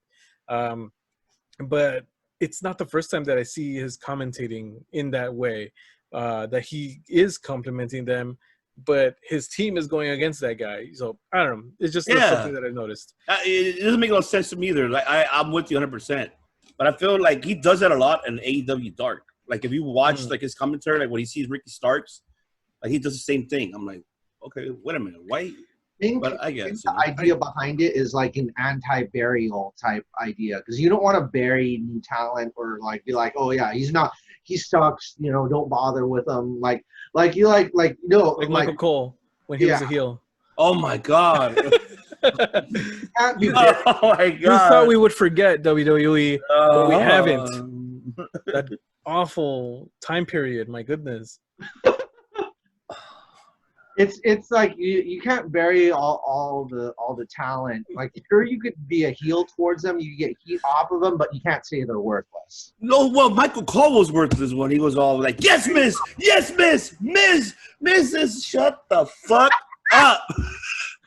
Like, oh my god, like you thought, Jesus. I mean, you know, you always have a clown in high school and they want to just shut the fuck up. This is worse. Like, this is the biggest cheerleader that I ever seen in my life. Cheerleader. Keep in mind that he's undefeated at WrestleMania. 1-0 or 2-0. The streak. The streak of Michael Cole, man. Michael Cole, if you're watching this, you're a big disappointment. You should never done that fucking... That Miz Taraj. Oh my god. Oh yeah. And, Miz Taraj, or not Miz Taraj. Him and Alex Riley, like horrible. But anyways, Mr. Steamboat, what do you feel about it? What do you feel? I'm sorry. Oh gosh. What do you feel about, you know, Will Hobbs' career in AEW? Did he impress you? I think what I said before is like we need more big guy baby faces. Because so far we just have majority of the big guys are heels at the moment. So, you know, I like this, that he was like resisting, you know, joining. It's kind of like the same thing when they made DDP a star, you know. DDP was offered to join the NWO and he refused. And then he became one of the biggest baby faces they had in WCW. So this is kind of like a little bit working out the same way. It's a smaller faction. And Will Hobbs is a bigger guy than you know, Starks, you know, Stroke Daddy. You know, he's a bigger guy than him. So it's not, you don't have to be a big guy to be on Team Taz, you know. You know who should manage him? Teddy Long. Come on, player. With the Undertaker. Hell yeah. You go one-on-one with the Undertaker. I love that meme. I love it so much. Like I just like happy wedding. You get to go one-on-one with the Undertaker. Oh my god, that's instant classic. I want to make that like a wedding card or a baby like gathering card. Like have Teddy Long like, congratulations on your new baby. You get to go one-on-one with the Undertaker. Oh my god. All right, moving on with that, let's go ahead and move on with the tag team, the AEW Tag Team Championship, which you were excited, Mr. Steamboat. TH2 versus FTR. After the FTR won the match. I hate to say it, but there was a lot of botches in that match, man. Yeah, there were. And it was bad.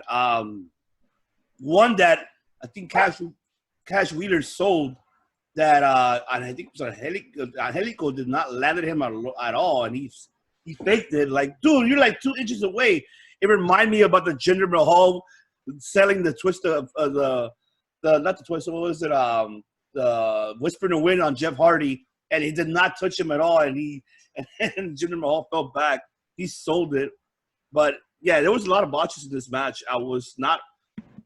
I can't blame FTR on this one. I have to blame TH2 on this one. I don't think these guys sat down and actually talked about how they were going to do, this match. I don't think they put it together correctly. They probably had to fly over from like Mexico. It was like, oh yeah, you guys are booked for this match. We could finally get you out of Mexico to do this. I'm like, okay, well, we have on such short notice. So it could be something like that. But the thing is, from what I saw of the match, though, because like I don't think I have enough eye to spot like enough botches. Like there's probably a few things that I did notice, but at the same time, I was actually really enjoying it though, because it was in all honesty, I could have watched like a 40-minute match with these two tag teams, because I love the contrast. I love how Jack Evans was like countering things with all the flips and the speed, and then like and FTR constantly trying to slow them down, but they can't stop them. So it's like aircraft and anti-aircraft. Like once again, it was pretty cool to see that variation, because FTR works well against high flyers because they know how to like give them their room to work. It's like the train station, the train, rather than having trains, Well, definitely agreed. I think, there was a couple spots that it looked great, but overall the ending, I think it could have gone better. I know they were selling Jack Evans' leg. Like there was a whole like thing with like they're injuring his leg, so they have to ground him. So it's like I like that because they were able to sell that, and I loved how they did it. And I can't say that was nothing wrong with that because it was great. But I was hoping a better ending, but it was fine. Let's get a rematch. I'm gonna pray for one. All right, Mr. Hero, your thoughts about the match? Yeah, I can see why Matt was hyped for it and to see them, and in this match, I see a lot of potential in these two guys. I'm not familiar with them at all, but this was my first. I think actually this was my second match seeing them, but I think I might have seen like a dark match. But with this one, I could see the potential. I could see it. It's just a matter of just I don't know, like they didn't talk to FTR beforehand or something. Something was missing there. Something lacked preparation or something, or maybe they were nervous. Who knows? But yeah, I can see them moving up. It just obviously takes a matter of getting ready. Here's I think what should have happened though. I think this is because we haven't done a call moment yet. Tony Khan, on the phone, we gotta call you for this one. Make it happen. Make him call. Hey Tony Khan, I gotta say because one of the things that kind of sold me a little bit more on Jack Evans and Angelico is both their history in AAA. And also, I listened to an interview with Conan. Conan is upset at how Jack Evans is booked in AEW. So, like, what I think actually should have happened with this, maybe Conan should have agented this match. You're a little bit more familiar with like what Conan does in AAA, and like his whole background, because he has like a very deep relationship with this tag team. Well, yeah, I mean, Conan and them goes way back, and Conan helped them in their careers in AAA. So, I mean, they definitely helped them along the way to get to be known. And then from there, remember the relationship they had for when they did with Robert Rodriguez, Lucha Underground, and then they, relationship with Conan's, other company in Tijuana, Crash Lucha, so they were really known. Like the fourth biggest company before. In Mexico, right? You talking about? Yeah. I believe so. I think the Crash was getting up there because you still have AAA, Consejo Mundial. You still have, I think, I don't know. There's another Alliance. one. It was like National Alliance. Something like that, yeah. United Alliance. Yeah, I mean, definitely, like Jack Evans and Angelico, they have their credentials are there, and it's unfortunate when they signed with AEW, they started becoming like losing streak. You know, you pay attention when they came in, they did not have much wins. You know, and they were more getting the losses, and I never understood why. I mean, you just signed the hottest tag team from Mexico to you to the States. They wanted to book them as like a heel slight jobber type thing. Yeah, which is unfortunate because they got the credentials are there. They could do it. They could compete for those tag team championships if they want. They could. They could. They have that talent. They proved it. We're internationally. I don't know why they don't really use them very well. And I agree with Conan. They don't know how to use them very well in that. I don't think they use them well. This kind of goes back to what we were talking about earlier, and I think last week also, about how different organizations can work together. But see, these things can happen too, where it's a certain talent is mismanaged or misbooked, and then that causes a rift between companies, and it can be tricky. And hopefully this doesn't rupture any relationship between the companies, because I enjoy seeing the trade-off, Yeah. Yeah, no, I agree 100%. I hopefully it doesn't, but like how we were discussing about last week, yeah, these type of factors, how you said, it implements a lot. And then that's when the list goes up by a little, the ladder goes up little by little, that it gets to the point that they're like, screw you, I don't want to do business with you no more. Then they all go their own ways. And hopefully that doesn't happen, but yeah. We'll wait and see the outcome of it. And, hopefully TH2, they'll be up in the rankings again in the tag team division. Moving on, now we finally got the match that we anticipated for, which is a dog collar match we've been waiting for. And what a coincidence that Mr. Steamboat mentioned Valentine. He was there watching the match. And I was amazed that he was there. Like, wow. He didn't look too excited, though. He wasn't too excited. Fan. When you're that old and you're but I mean, I was so fanboying because they weren't just referencing the match. He was like looking and having flashbacks, like, oh God, like it's like when you see a video of yourself get stabbed and you kind of feel that pain again. That's kind of what it is. If you watch a video of yourself get punched and you remember how that felt. That's maybe like, he's getting reminded how that felt getting hit by the chain by Roddy Piper, and also thinking back how much he misses Roddy, from back in the day. Rest in peace, I need to buy a Roddy Piper toy. That's what I'm missing. I'm missing an action figure. Yeah. But yeah, start off, Mr. Steamboat. So what was your thoughts about the match? I don't just want to see another one of these. I want to see, because this is where me and Corny very, very differently, Yeah.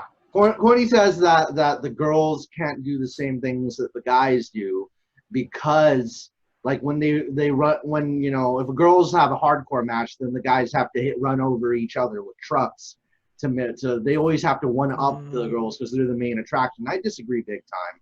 I'd love to see, like, the girls have a dog collar match in the future.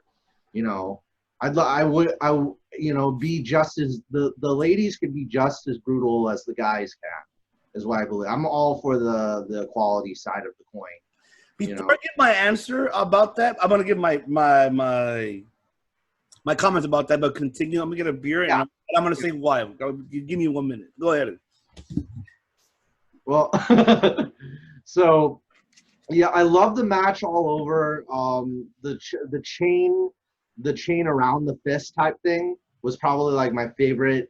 I think because it's like you'd think that all the time, especially the chain around the fist, yanking it, for spots. It's a different type of mobility. It's a different kind of movement altogether. It's not just like two guys shooting each other off into the ropes, because you can't do that. You've got a chain there. So it's a lot of different stuff. And I also like how they dispatched the Dark Order, just like, add in like it wasn't just like Brody and Cody bleeding. It was John Silver bleeding. It was You know, just a lot of violence all over. Oh yeah, definitely. Mr. Hero, thoughts about the match? Cool, awesome match.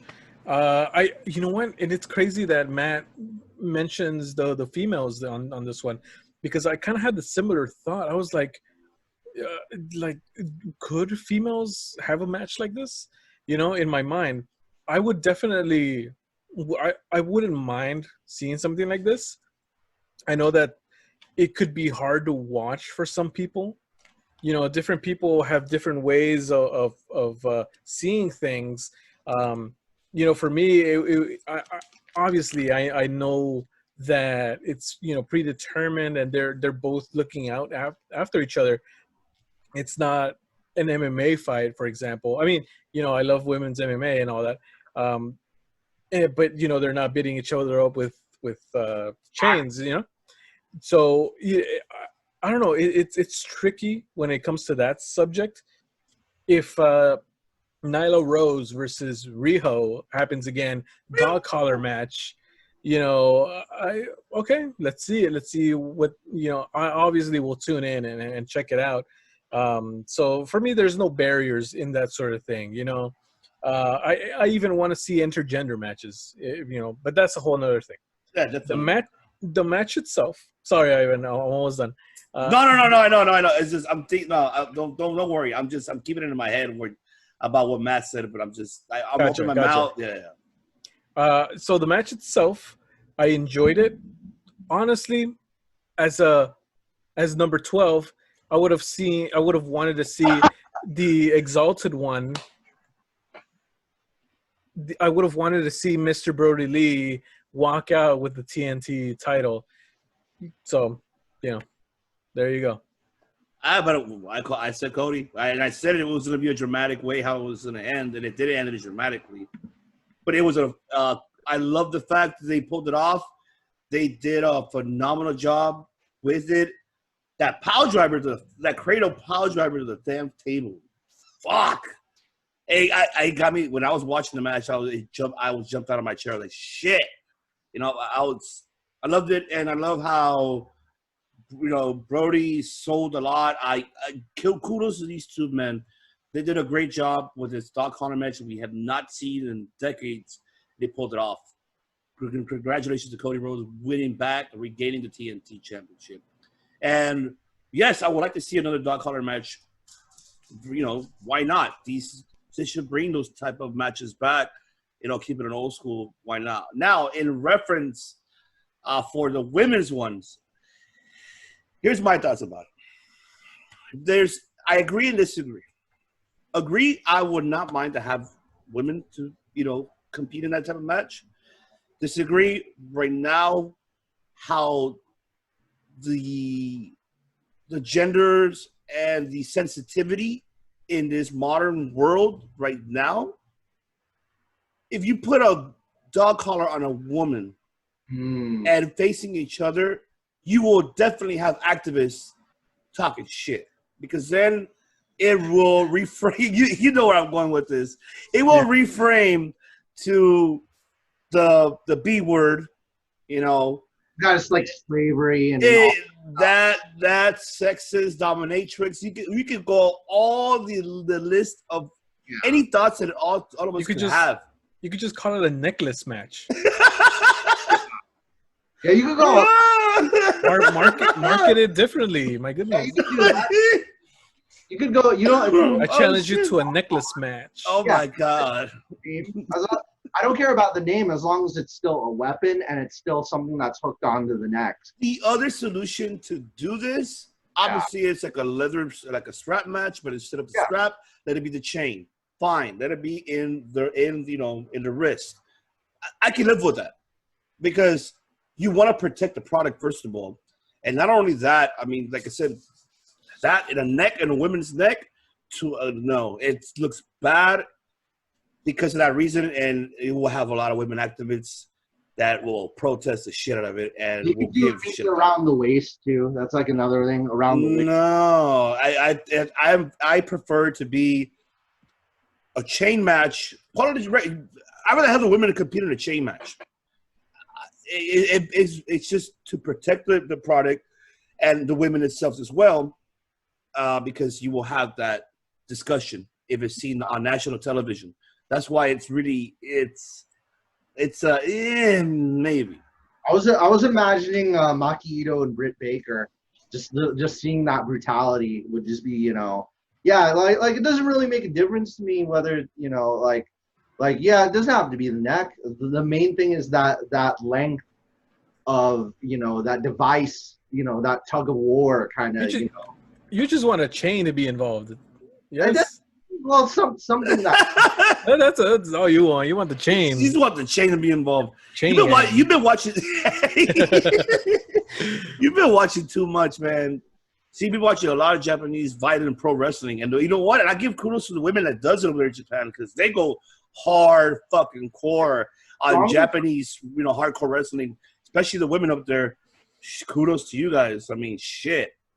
Asuka did it. Io did it. Even I think Kyrie did it, I believe. They've gone through this, shit like that. Joshi hurts. Joshi wrestling, Joshi strong style hurts. They called Asuka the queen of strong style a few times. So, and not for no reason. She is the queen of strong style. She is, definitely. So, I mean, let's see. And then obviously we saw Orange Cassidy coming out, challenging Cody Rhodes for the TNT Championship. So what are your thoughts, Mr. Hero? What do you think is going to take that one next week? Cody's going to retain, obviously, and it sucks because we talked about the other time also that, you have Orange Cassidy have this rivalry with Jericho, and he beat him 2 out of 3, and then you would feed him to both Brody Lee and Cody. It just it devalues that push. All that work that Jericho did, for nothing, There you go. Going down.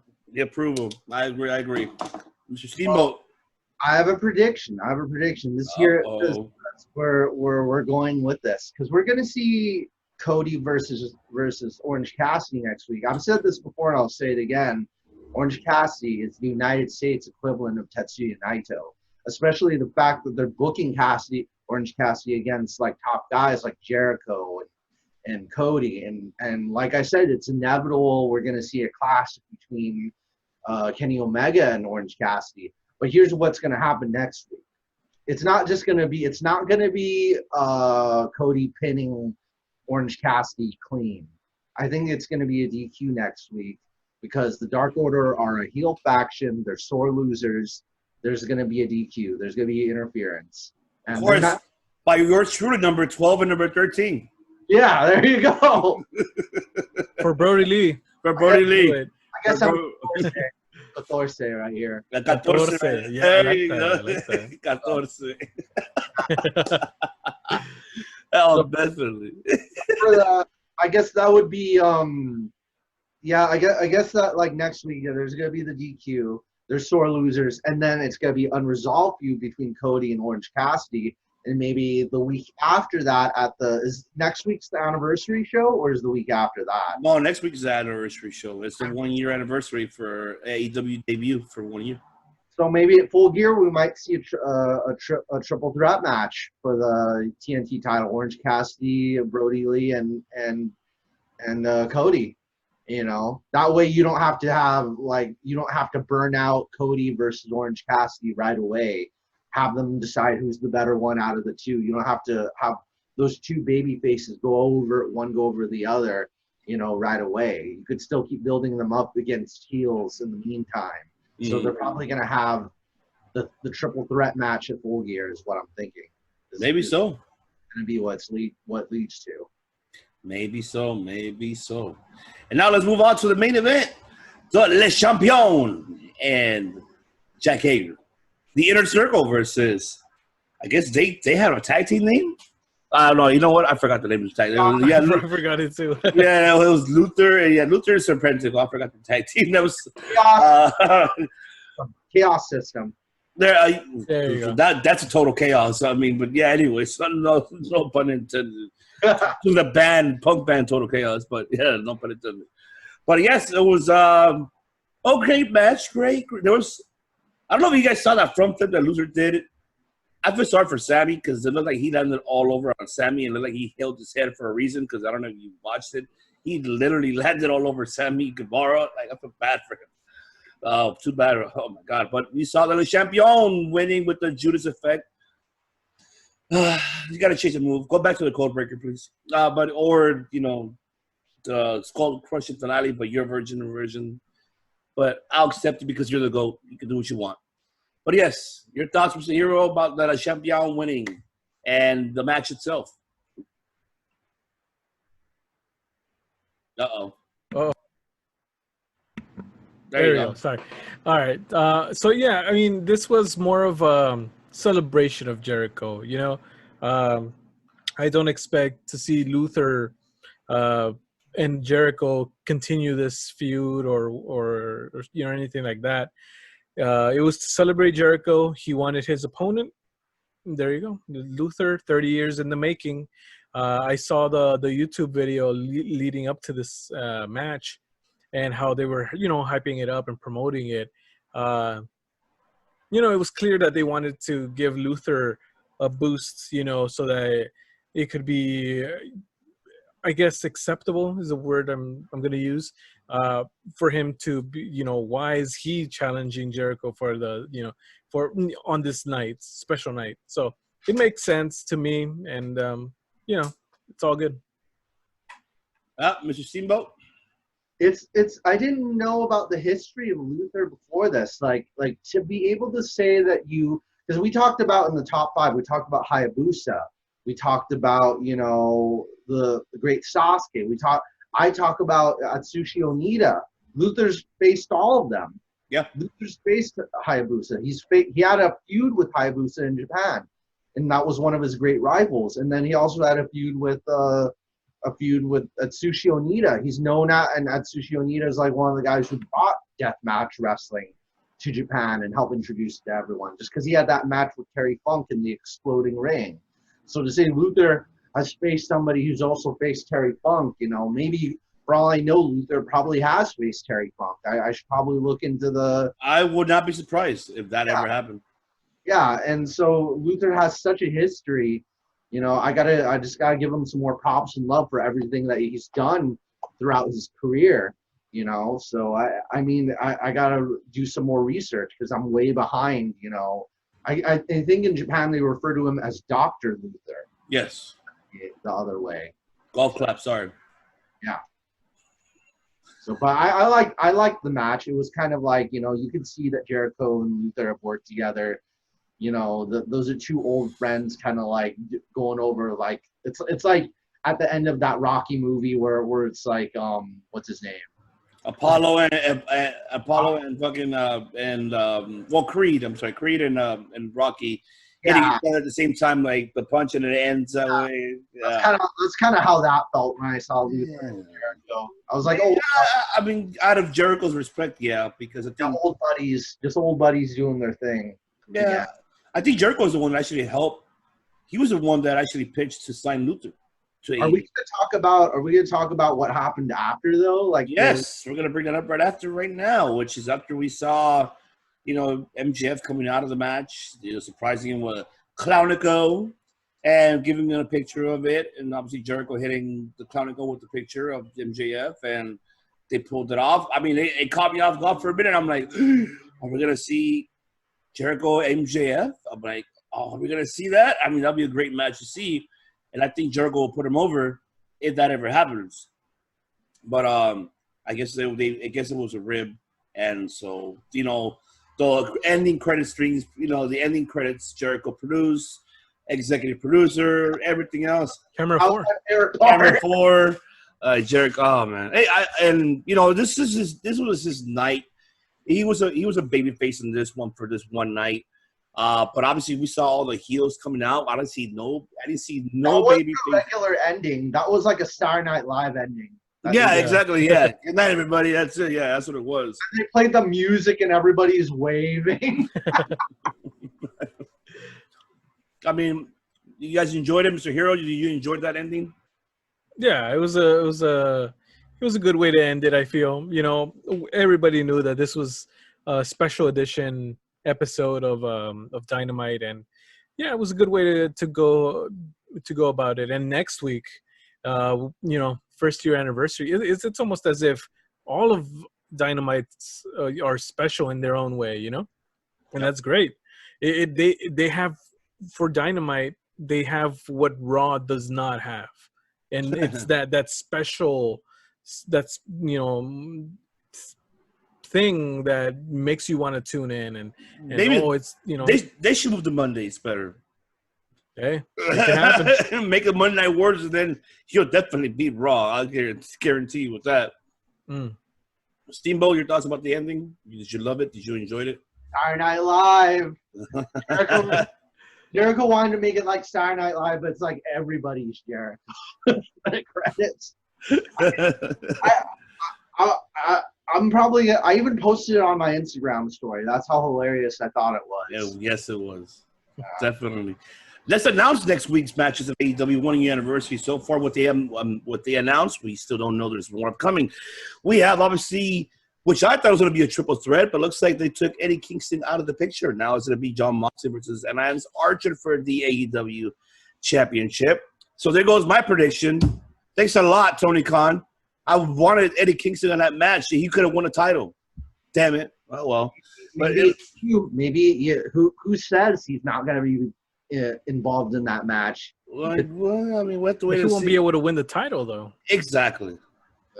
It's like, I want to beat Moxley. I'm Eddie Kingston. And then we got FTR defending the tag team belts versus Best Friends. I'm looking forward to seeing that match. Cody Rhodes defending as obviously Orange Cassidy, we mentioned earlier. And to be determined, obviously, Miro and Kip Sabian, we don't know against who. But the other thing that really also intrigued me as well is they haven't announced yet.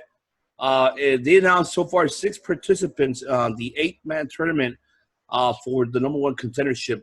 So far, we have Rey Fenix, Kenny Omega, Jungle Boy, Wardlow, Colt Cabana, and Adam Page. 6 people so far. So I'll ask you guys. Well, before I even mention this 8-man tournament, let me ask you guys first. So I'll go ahead with you, Mr. Steamboat. What do you think about next week's card? And do you see Moxley walking away again, retaining, or you finally see him losing the belt to Lance Archer? It's really rare that they change titles on something that isn't a pay-per-view. But, we have seen it in the past, and they are making it a special occasion. Like, I have my fingers crossed for Lance Archer because I really want them to put the belt on somebody who's not former WWE. Technically, Lance Archer, he had a short stint in WWE, but who's not like the WWE like mainstay, pretty much. So like I want them to go like people who are more successful outside of WWE to get the title. So, I mean, Lance could hold it long. I mean, Moxley could hold it longer, but personally, I'm rooting for Lance Archer. This time around. I'm rooting for Lance Archer, but I don't know if he's gonna win. That's the main thing. Just because of But then again, this is AEW. It's not WWE. So very true. Yeah. If this was WWE, you already know that Moxley's gonna retain. You have to wait for a pay-per-view for that title to change hands. But this is AEW, so it could really go either way. Moxley could go as like new talent, it's long overdue. Let's drop the belt, So I think I'm hoping I'm 85% sure Moxley's going to retain, and the rest but I'm hoping he doesn't. I'm sure he's going to retain, but I'm hoping he doesn't. All right. Do you agree, Mr. Hero? Yeah, Moxley. Well, no. Well, I think Moxley's going to win. I don't think that, and the main reason being that Lance Archer has not been around for the build-up for this match, So who knows, maybe the plan was for Archer to win it, but, not this time. If they are going to have him win it, I think they're going to have to continue the storyline now that he's back. Go on with what you had planned. There you go. Yeah, I mean, I'm with you guys 100%. But it should have been Eddie Kingston involved. I would have loved him to be involved. It should have been a triple threat match. They should have. Tony Khan, can you call me? I had the greatest idea to make Eddie Kingston the world champion.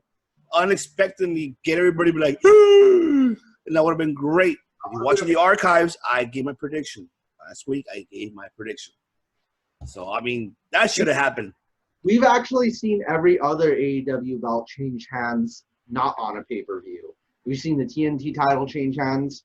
We've seen the women's title. We've seen the tag team titles. The FTW belt, that's kind of like a new thing that they're just doing. You know, but it has nothing to do with AEW though. Nothing. Yeah. They're just doing Taz a favor. Like, here, you're signed with us here. Why not? You're giving more. You know, it's like another. It's like the never open weight title or the Intercontinental belt. It's kind of like a mid. What about being the elite title? Oh, that's right. Which we forgot to mention that. We did see it on BTE. We saw the debut of being the elite championship. But the weird part about it, didn't he say how is it going to be defended or what? It could be not just in a match. It could be anything. I'm guessing rock, paper, scissors could get you that title.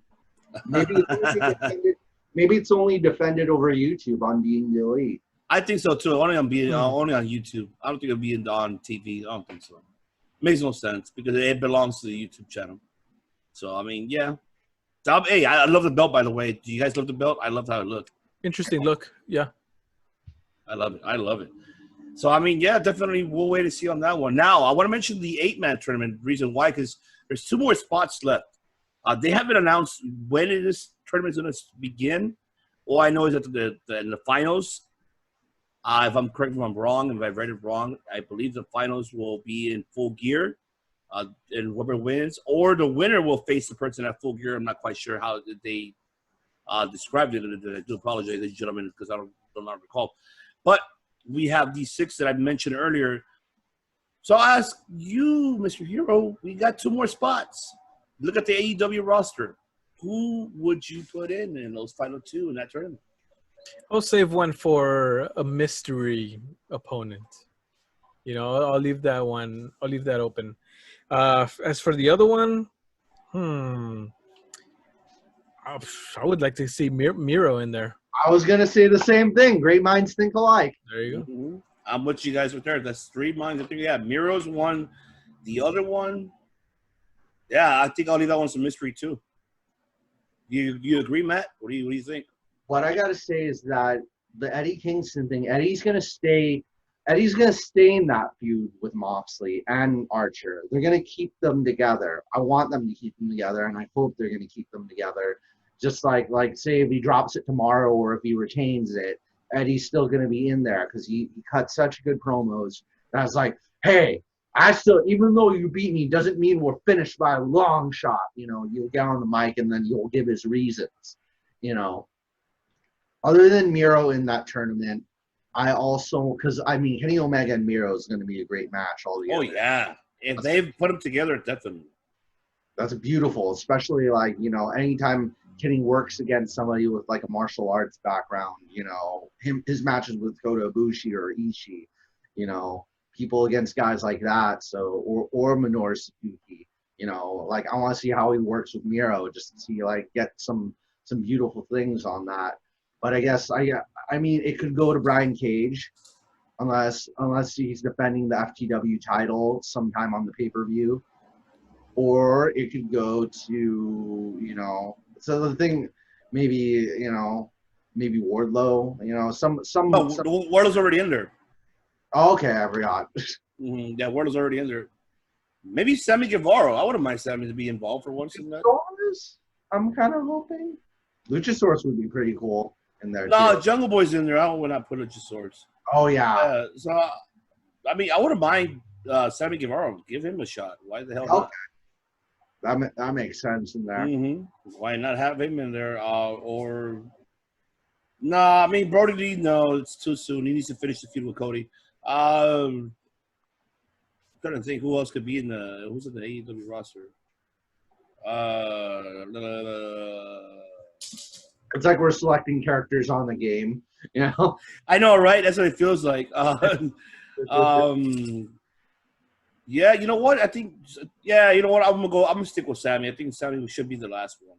Miro, why not? Sammy Guevara, why not? He just finished the Hardy feud, so it seems like his place in there. Because I think that other one needs to be a heel. Yeah. That last spot needs to be a heel. It seems like that's got to be a heel. Who are you thinking for that last spot, Mike? You know what? I have no problem with either Sammy or Jake Hager. Ah, yeah, you're right. I forgot about Jake Hager. You're right. Yeah. Jake Hager He's too. not going to be stuck in the tag team division, though. That's right. Yeah, I forgot about that. If he's because if Jericho's not in it, then Hager isn't either, and then that leaves Sammy wide open. Yeah. Mm-hmm. That's definitely That's. I mean, we'll wait and see. I mean, hopefully we'll get more announcements from AEW of who's going to add the last two. We're hoping that. No. Hey, I want Rain Roses. Why not? But yes, ladies and gentlemen. Just out of nowhere. Let's get out it. of nowhere. That's right. But yes, ladies and gentlemen, thank you very much for tuning in for our episode 23. And we appreciate you all, the viewers and subscribers. Don't forget to subscribe below to the channel, right below. Subscribe right at the end of the video. You will see more of our content. And obviously follow our social media platforms on the description below as well. And also coming up tomorrow, Saturday, we will have a special guest. We finally got him in the podcast, and he will be joining us tomorrow. And that is PP Ray, and that is Ray Rosas, your current championship wrestling from Hollywood and All-State and Arizona State championship wrestling champion, Ray Rosas. He's a dual champion. He competed in AEW Dark just recently. He teamed up with Watts, Jurassic Express, and prior before he teamed with Ryzen against SCU. So we're looking forward to go ahead and speak with Mr. Rosas about his, how did it all begin? Where did it start? And where his future in professional wrestling is. And so stay tuned for that on Saturdays, gentlemen. And don't forget on Sunday as well, as we have our top 5 picks of the week, which we pick our top 5 high flyers of all time. So stay tuned for that on this Sunday as well. So, ladies and gentlemen, once again, this is the host Steve When I Can See.